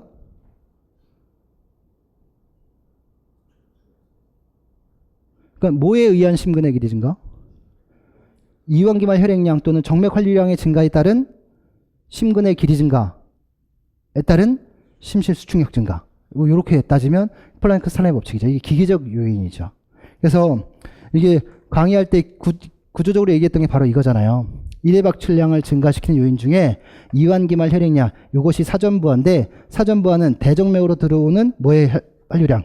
정맥 환류량이다. 들어오는 게 많으면 기계적으로 길이가 늘어나서 반사적인 수축력 증가로 1회 박출량이 증가한다. 그걸 뭐라 그런다? 플랭크 스타인의 법칙이다라고 얘기한다 얘기했잖아요. 그러니까 요거는 기존 뭐 무조건 외워두셔야 되는 거예요. 그렇죠? 그 다음에 두 번째 요인이 바로 심장 수축력이에요. 심장 수축력이 좋아진다는 건 뭐예요? 심장은 뭐의 지배를 받아요? 교감신경과 부교감신경의 지배를 받아요. 그렇죠? 그래서 교감신경의 자극을 받은 심장은 수축력이 증가해요. 수축력이 증가한다는 건 심박수가 증가한다는 얘기죠. 부교감신경은 억제성 자극주잖아요. 그래서 심박수를 느리게 만들어주는 억제성 자극을 줄 거예요.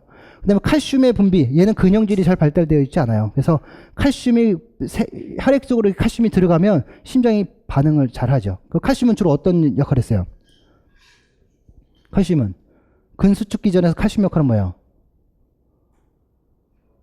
트로포닌은 트로폰 마이오신과 결합해야 되잖아요. 그죠? 근데 왜 액틴과 마이오신을 따지면 마이오신은 요 트로포닌과 트로포마이오신 약간 교차 결합이 형성되지 않게끔 억제되고 있는 상태인데 요 칼슘이 들어오면 이거 억제를 풀어준다는 얘기죠. 그래서 교차 결합을 형성하게 만들어요. 이게는 칼슘이 들어가면 심장 근육에 액틴과 마이오신의 교차 결합이 형성돼 수축된다는 얘기죠. 그래서 신경 자극이 오거나 칼슘의 이용량 이런 것들 늘려서 수축력을 증가시키는 역할을 하는 게 바로 이건데 주로 어떤 역할이냐면 심장의 수축에 긍정적인 흥분성 자극을 주는 교감신경이 그러한 역할을 한다라는 얘기입니다. 그 다음에 대동맥 폐동맥 평균 압력. 그러니까 심장에 들어왔을 때 혈액이 바깥으로 나가는 출구예요. 나가는 출구가 막혀있냐 뚫려있냐 이거거든요. 근데 대동맥은 나가는 출구 쪽에 있는 거예요. 저쪽에 지금 우리가 이따가 나가야 되는데 쉬는 시간에 나가야 되는데 저 문 밖에 사람들이 꽉 차 있어요. 그럼 우리가 나갈 수 있어요? 못 나가요? 못 나가잖아요. 그 저 바깥에 있는 사람이 대동맥 및 폐동맥의 평균 압력이에요. 저기 많다? 우리 못 나간다. 1회 박출량 많아진다 적어진다? 적어질 수밖에 없다는 얘기죠. 그럼 대동맥 및 폐동맥의 평균 압력과 이게 결국 무슨 부하냐면 사후부하예요. 후부하라고 얘기 사후부하죠. 하사후부하가 크면 바깥쪽에 혈액이 많다. 혈관에 혈액이 많다라고 얘기한다면 1회 박출량은 어때요? 어때요? 줄어들 수밖에 없어요. 무슨 관계예요? 반비례 관계예요. 그런데 운동 중에 사후부하가 많으면 높으면 1회 박출량이 떨어지는데 운동 중엔 1회 박출량이 늘어난단 말이에요.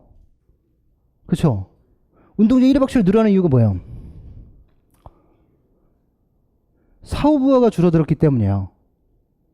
즉 대동맥 및 폐동맥의 평균 압력이 줄어들었기 때문이에요. 재밌네요. 왜 줄어들어? 도대체 혈액은 더 많이 가는데 심박출량은 더 많아지는데 어떻게 줄어? 평균 압력이 더 늘어나야죠. 그쵸? 근데 줄어든대요. 좀 전에 혈류재분 누가 얘기했어요? 맞아요. 혈류재분배 때문이에요. 비활동근 쪽은 수축하지만 활동근 쪽 혈관이 더 많이 확장되는 거죠. 그래서 수축률에 비해서 확장률이 더 높아지는 거예요. 그러니까 어디서 열고 있는 거야? 대동맥의 압력이 결정되는 건 말초에서 밸브를 열었냐 안 열었냐의 차이인데 운동 중에 말초에서 밸브를 연다는 거죠. 소동맥에서. 소동맥이 확장되기 때문에. 여기 혈류제 분배를 한번 언급하고 가야 돼요. 그러면 우리가 운동 중에 혈류를 분배한다, 혈류의 흐름을 조절한다 얘기한 두 가지 굉장히 중요한 게 뭐냐면 심박출량과 혈류제 분배예요. 그쵸? 심박출량이야 심장이 많이 뛰고 박출량 많아지면 되는데 혈류 재분배는 굉장히 복잡한 기전이 있잖아요. 근데 우리 교감신경 말단에서 나오는 게 뭐예요? 노르에피네프린이에요. 얘는 혈관을 어떻게 만들어요? 다 수축시켜요. 근데 에피네프린, 우리 교감신경 말단에서 분비되는 호르몬은 노르에피네프린이 많잖아요. 근데 부신 수지에서 분비되는 호르몬은 에피네프린이 더 많단 말이에요. 그쵸? 어쨌든 얘는 두 가지의 수용기와 결합해요. 그쵸? 그래서 얘랑 결합하면 어떻게 돼요? 수축한다면 얘랑 결합하면 확장이 되죠. 그쵸? 요건 똑같이 영향을 미칠 것이고 요건 어디는 수축시키고 어디는 확장시켰을 것이고 근데 근육 같은 경우 뭐가 일어나요? 대사가 일어나죠. 그럼 대사 부산물들이 나와요. 그쵸? 뭐가 나와요? 뭐 젖산도 나올 것이고 뭐 산화질소도 나올 것이고 뭐 아데노신도 나올 수 있고 뭐 칼륨도 나올 것이고 여러 가지들이 나와요. 얘네들이 또 뭘 시켜요? 확장시켜요. 그러니까 이쪽은 많이 확장되는 거고 여긴 조금 수축하는 거예요. 그러니까 확장률이 수축률보다 큰 거죠. 그러니까 소동맥의 저항이 작아지는 거예요. 그러니까 대동맥의 저항이 작아지게 되는 것이고 심장에서 혈액이 빨리 많이 나갈 수 있게 되는 거죠. 그렇죠? 그러니까 사후부하가 운동 중에 어떻게 돼요? 줄어들어서 1회 박출량이 증가하는 현상이 나타나게 되는 거예요. 운동 중에는. 이해되세요? 그래서 문제에서 심근의 장력은 수축 전 심근에 걸리는 부하를 나타내기 때문에 수축 전에 걸리는 심근의 장력, 즉 심실의 이완기말 혈액량은 심장에 들어오는 혈액의 전부하로 간주된다. 그래서 작성 방법에 밑줄진 기억에 따른 1회 박출량 증가 기전은 프랭크 스탈린의 두 생리학자의 주장에 근거하여 서술할 것.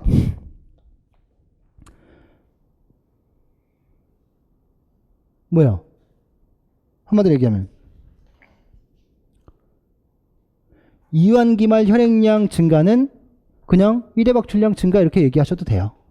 네. 그러니까 이완기말 혈액량 증가는 심근에 저기 있는데 요게 이제 하나 더 이렇게 언급하면 뭐 수축력을 증가시켜 1회 박출량을 증가시킨다. 요게 프랭크 스탈린에 대한 얘기고요. 그 다음에 두 번째 1회 박출량에 영향을 주는 두 번째 요인은 에피네프린과 노르에피네프린, 심장 수축 촉진 신경을 통한 심장에 직접적인 자극을 주는 어떠한 신경의 영향이다 라는 얘기잖아요. 디귿은 뭐예요? 니은은 뭐예요? 교감신경에 대한 얘기죠. 이를 통해서 칼슘 이용량을 증가시켜 심장 수축력을 증가시킨다. 근데 밑에 문제에 가로안에 니은에 들어갈 내용을 쓰고 교감신경을 쓰고 해당 내용과 관련 깊은 정맥회귀 증가 영향 요인 이거 써있어요. 우리 정맥회귀 영향 요인 세 가지 뭐야? 골격근에 의한 펌프 작용 있죠.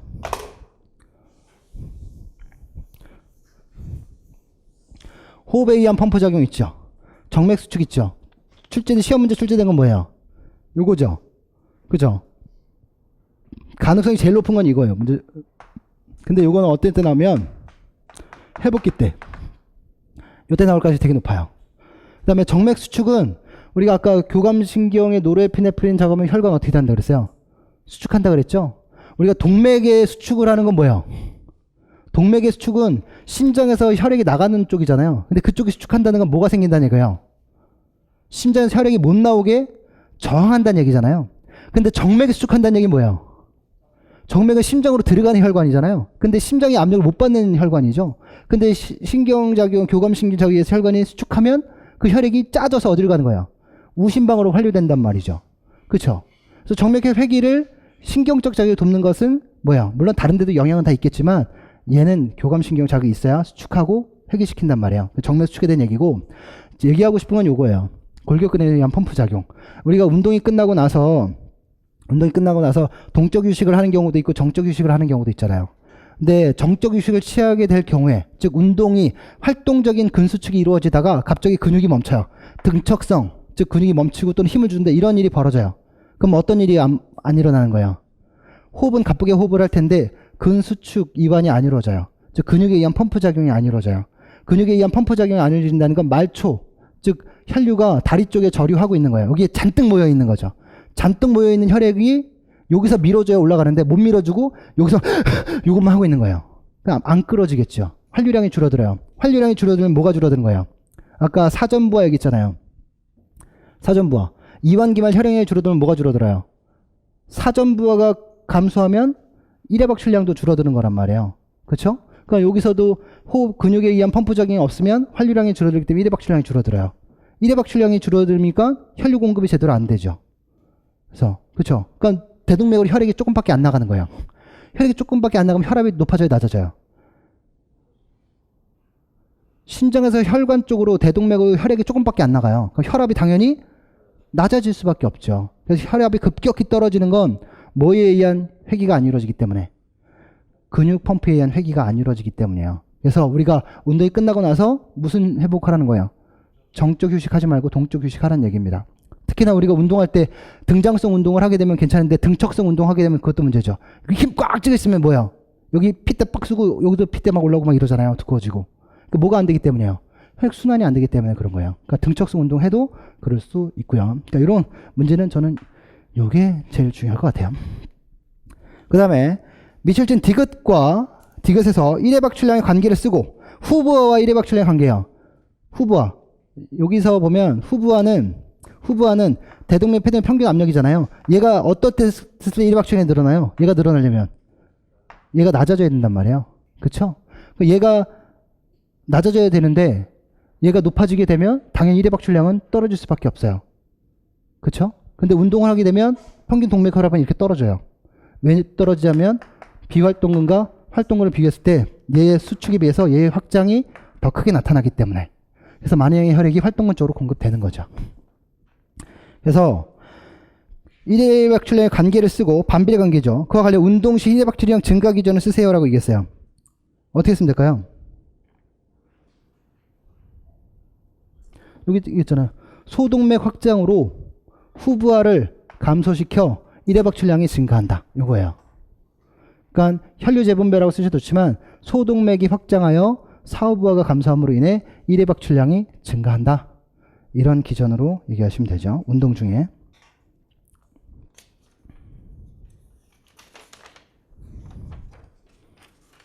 그래서 전 그 심장을 얘기하면 뭐 요거는 여러분들 무조건 외워두셔야 되는 거예요. 이 구조는. 우리 교감신경과 부교감신경도 우리 심장의 그 심박수를 조절하는 페이스메이커 뭐죠? 동반결절이죠.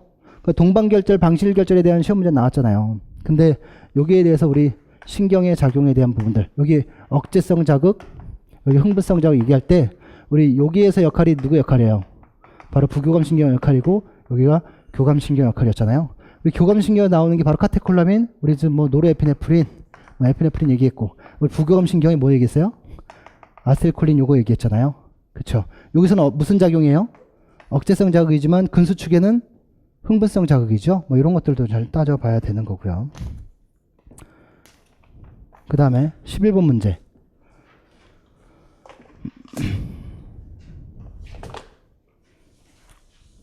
요거는 헷갈리실 만한 부분들이 좀 있었어요. 그래서 자, 이건 다 읽어봐야 될 것 같아요.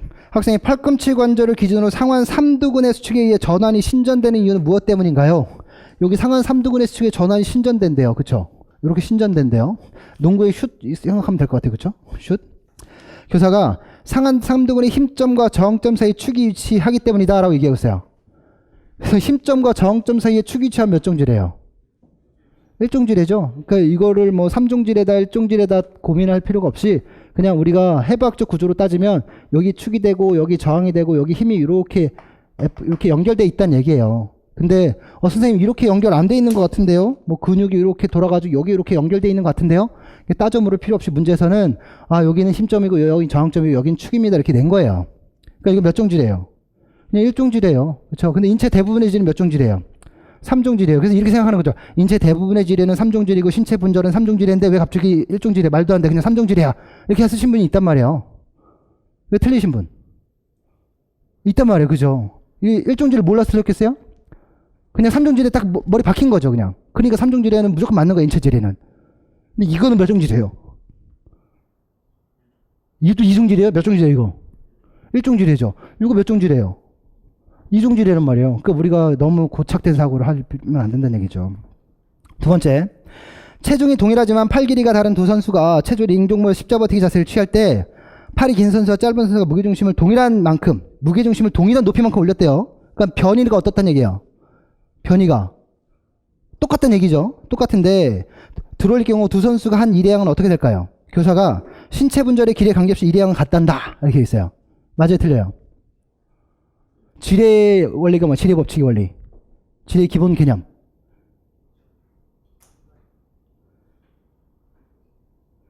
지뢰 기본 개념이 뭐예요? 양쪽에서 한 일회양은 변화가 없지만 그 분절 또는 흰팔과 정팔의 길이에 따라서 상대적으로 힘의 이득을 얻을 수도 있고 속도나 변의 이득을 얻을 수도 있다 이거 아니에요. 일회양. 근데 우리가 딱 여기서 고정된 건 지뢰니까 일회양은 변화 없어 이렇게 생각한단 말이죠. 근데 십자버티기를 하면 팔이 짧은 사람은 힘이 많이 들어요, 적게 들어요? 상대적으로 적게 들어요. 팔이 긴 사람에 비해서. 그럼 팔이 긴 사람과 작은 사람이 십자버티기를 하면 누가 더 큰 힘을 써요? 팔이 긴 사람이 큰 힘 써요. 근데 큰 힘 써서 똑같은 높이 올린 거잖아요.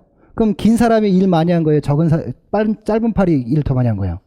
긴 사람이 일 더 많이 한 거죠. 팔이 긴 사람이 일 더 많이 한 겁니다. 그 다음에 다해. 이것도 틀렸을 거예요. 그죠?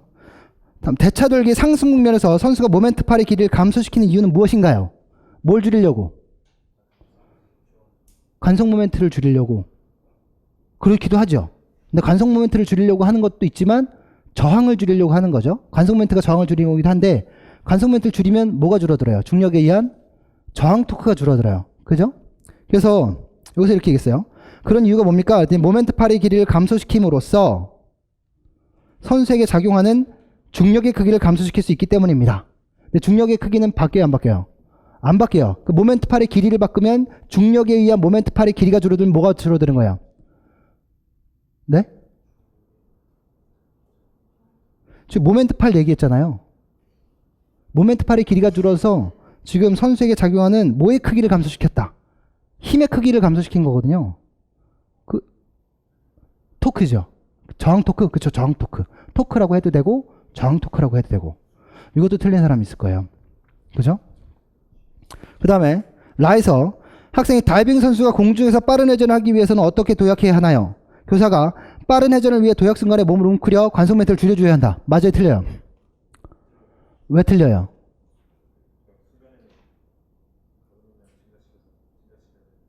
도약 순간에 가군동력을 증가시켜야 돼요. 그죠? 근데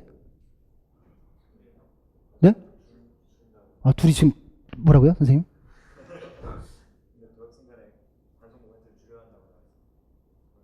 근데 가군동력을 크게 해야 되는데 관성 멘트를 크게 해야 된다고요? 저항이 되게 커질 텐데.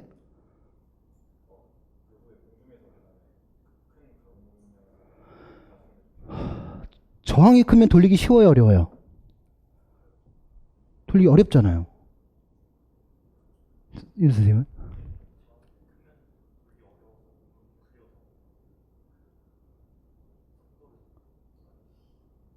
웅크려야 한다는 얘기예요?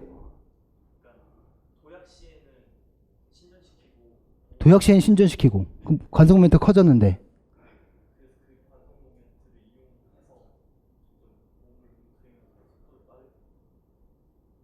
그럼 도약 이후 공중에서 자세 변하고 도약 순간을 물어봤잖아요. 아니 제가 듣고 싶은 말이 안 나와요. 가군 동력 가군 동력 크게 하기 위해서 근데 제가 듣고 싶은 얘기가 나와야 돼요.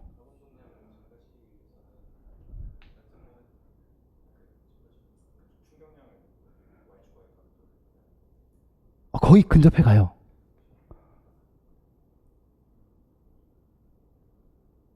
요거 맞춘 사람 제가 아메리카노 한 잔 쏠게요.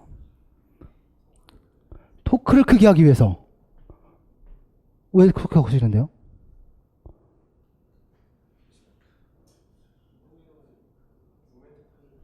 아무거나 갖다 붙이지 말고.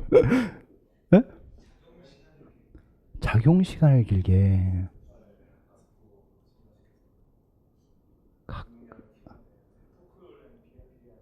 토크랑 비례하니까. 경원 선생님한테 제가 아메리카노 한 잔 쓸게요. 예. 자, 관성 멘트가 크면 관성 멘트는 뭐예요? 회전 저항이잖아요. 안 돌아갈 거란 말이에요. 근데 이 안 돌아간 걸 돌리려면 어떤 힘이 필요해요? 안 돌아가는 걸 돌리려고 하면 힘이 어떻게 들어야 돼요? 큰 힘이 들어야 된단 말이에요. 우리가 가군동량을 생성할 때 뭐 곱하기 뭐라고요? 가군동량 공식 뭐예요? 관성 모멘트 곱하기 각속도예요. 가군동량의 변화량을 얘기하면 그럼 각 충격량이잖아요. 각 충격량은 뭐 곱하기 뭐예요? 토크 곱하기 작용 시간이에요. 그 토크를 크게 하려면 편심력이 커야 돼요. 토크를 크게 하려면 회전체의 저항도 커야 해요. 회전체의 저항을 크게 만들어야, 그리고 큰 토크를 발휘할 수 있어야 그 물체를 회전시킬 수 있는 거죠. 그런 상태에서 공중에서 몸을 웅크릴 때 관성 모멘트가 줄어들면 더 빠른 회전 속도를 얻을 수 있는 거예요. 몸을 웅크린 상태에서 관성 모멘트가 적은 상태에서 토크를 발휘하면 적은 토크에도 회전한단 말이에요. 근데 몸을 키우면 심체를 이완시켜서 관성 모멘트를 크게 하면 더 큰 편심력을 발현할 수 있는 거죠. 그럼 각 충격량이 커지는 거예요. 그러면 더 큰 가군 동력을 만들어낼 준비를 하는 거죠. 그래서 최대한 넓혀 올려서 최대한 돌리고, 최대한 큰 힘을 가해 돌리고, 그 다음에 웅크리면 훨씬 빠른 속도를 얻을 수 있는 겁니다. 그러면 도약 순간에 몸을 웅크려 관성 모멘트를 줄여줘야 된다? 어떻게 돼요?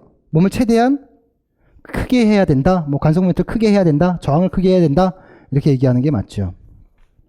그래서 우리 그 책의 교재에 나와 있는 내용이 이륙 순간에 신체를 최대로 신전시켜 관성 모멘트 크게 함으로써 일단 보다 큰 가군 동량을 얻을 필요가 있다. 우리가 주로 시험 문제에서 나왔던 건 어디 문제만 나왔어요? 여기하고 여기 나왔어요. 그쵸? 체조나 다이빙에서 공중 동작과 입수 동작 나왔어요. 도약 순간엔 안 나왔어요. 도약 순간에 나왔던 건 다이빙의 일회양 요거 나왔을 때 요거 한번 나왔고요. 도약 순간에 대한 얘기, 우리 높이뛰기의 도약 순간에 작용시간, 충격력과 작용시간 이런 거 얘기 나왔단 말이에요. 근데 가군동에서의 도약 요 얘기는 안 나왔어요. 그래서 요것도 한번 물어볼 만해요. 큰 빠른 회전을 얻기 위해서. 그 다음에 12번에 가는 체육교사가 두 중학교 학생들의 체력 수준을 비교한 것이다. 나는 두 학생의 순발력을 비교하기 위해 왕복 달리기를 시한 결과다. 작성범위 지시에 따라 서술을 하세요. 가의 검사 결과 A중학교, B중학교 이 교재 나온 그림 그대로 썼으니까 무슨 척도예요? 그림 그대로 썼으니까 서열 척도인 건 아니죠. 그죠? 근데 여기에 결과 해석을 읽어봐야 되잖아요. A중학교, B중학교 학생들의 순위가 같다면 비슷한 능력을 가지고 있다고 판단할 수 있다. 그럼 A중학교 기억하고 미음이 능력이 같다는 얘기 아니에요, 지금. 그쵸? 그 다음 각각의 중학교 학생들이 등수 차이를 통해 학생들 능력 차이를 알 수 있다. 그러니까 기억의 니은과의 차이를 통해서 한 등수 차이니까 어느 정도 능력 차이가 있고, 니은과 디귿도 한 등수 차이니까 얘네 둘의 능력 차이는 똑같다 이렇게 얘기하는 거잖아요. 그쵸? 능력 차이가 사이 간이잖아요. 척도치 간의 간격이잖아요. 근데 지금 한 등수씩 차이가 나면 차이가 아니 한 등수 차이니까 똑같은 능력 차이잖아요. 가 아니라는 거죠. 어떤 척도에서는? 서열 척도에서는. 그걸 알 수, 그래서 간격을 띄워놓은 거잖아요. 그래서 이 해석 결과 잘못된 거죠. 그래서 순위가 같다고 비슷한 능력을 가지고 있는 게 아니라 뭐야? 동일한 동의를 받았다고 해서 그 능력이 동일하다고 볼 수 없는 거예요. 어떤 집단에서? 서로 다른 집단에서. 그러니까 서로 다른 집단에서 같은 동의를 받았다고 해서 같은 능력은 아니다. 일단 이게 그거고요. 두 번째, 각각의 등수, 학생의 등수 차이를 통해 학생들의 능력 차이를 알 수 있다라고 얘기했으니까 동일 집단의 상대적 위치를 나타내는 것이지 어떤 절대적인 어떤 능력, 속성의 차이를 얘기하는 게 아니잖아요. 그래서 등위, 백분위 이런 것들은 다 뭐예요? 상대적인 위치를 나누는 거지 절대적인 차이를 얘기하는 게 아니죠. 그렇죠? 그 다음에 두 번째, 측정의 표준 오차예요. SEM에 대한 얘기고 우리 절대 신뢰도라고 얘기하죠. 그래서 우리 측정의 표준 오차 뭐 우리 요거 먼저 마저 해결하고,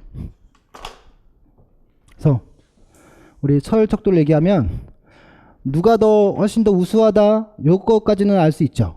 요 차이 정도, 요거 우수하다는 정도를 알 수 있지만 요거를 알 수 없다는 거예요. 차이 정도. 그러니까 요 한동수 차이를 가지고 얘하고 얘는 뭐 비슷하다라고 얘기해도 얘하고 얘는 서로 다를 수 있잖아요. 얘도 마찬가지. 이렇게 다를 수 있잖아요. 등수 차이는 똑같지만 실제 능력, 속성의 차이는 다를 수 있다. 이런 거고. 동일한 집단의 상대 위치를 나타내는 것이기 때문에 상이한 집단 내에서 각각의 동일한 등수를 받았다고 해서 얘하고 얘의 능력이 동일하다고 얘기할 수 없다. 이런 얘기들을 해야 되겠죠. 그 다음에 SEM에 대한 얘기예요. 우리 측정의 표준 오차를 계산하는 이유는 뭐예요? 개인의 점수를 다른 사람하고 비교할 때 쓰려고 하는 거잖아요. 근데 나의 수행에 대한 신뢰도를 알아보기 위한 것인데 내 수행에 대한 신뢰도를 알아보려면 어떻게 돼요? 내가 굉장히 많은 수행을 해봐야 되는데 그게 안 되니까 뭐를 가지고 표준 편차하고 검사도기 신뢰도를 가지고 알아본 거란 말이에요. 그래서 우리 SEM 구하는 공식이 뭐죠? 여기 표준 편차하고 우리 신뢰도 가지고 알아본 거잖아요. 그러니까 여기 지금 문제에서 표준 편차가 5라고 얘기했고 노트 1 마이너스 0.91이라고 얘기했으니까 이건 5 곱하기 0.09인데 0.09는 0.3의 제곱이니까 0.3이죠. 는 1.5. 그래서 SEM은 1.5다. 요거죠. 요거 일단 써라라고 얘기하는 거고. 그 다음에 지금 철수하고 민수를 비교하면 민수를 먼저 쓸게요. 플러스 마이너스 1 SEM이다 라고 얘기하면 이거 플러스 마이너스 1.5가 되는 거잖아요. 지금 민수의 기록은 263cm인데 지금 플러스 마이너스 1.5cm씩 편차가 벌어지는 거니까 264.5, 그 다음에 여기 261.5 사이 구간이라는 얘기죠.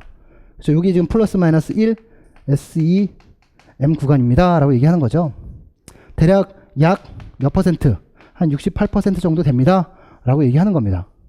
그 다음에 철수 같은 경우에 지금 철수의 기록은 266.1이에요. 그러면 266.1에 플러스 마이너스 1 SM 구간을 얘기하면 264.6이죠. 그 다음에 267.6이에요. 그러니까 여기 이렇게 또 나눠서 플러스 마이너스 1 SEM 구간에서 지금 점수가 서로 안 겹쳐요. 그죠?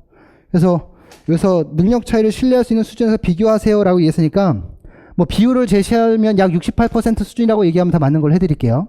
뭐 약 68% 수준에서 철수가 민수보다 잘합니다 라고 얘기하셔도 되고 플러스 마이너스 1 SEM 범위 내에서 철수가 민수보다 잘합니다 라고 얘기하셔도 돼요.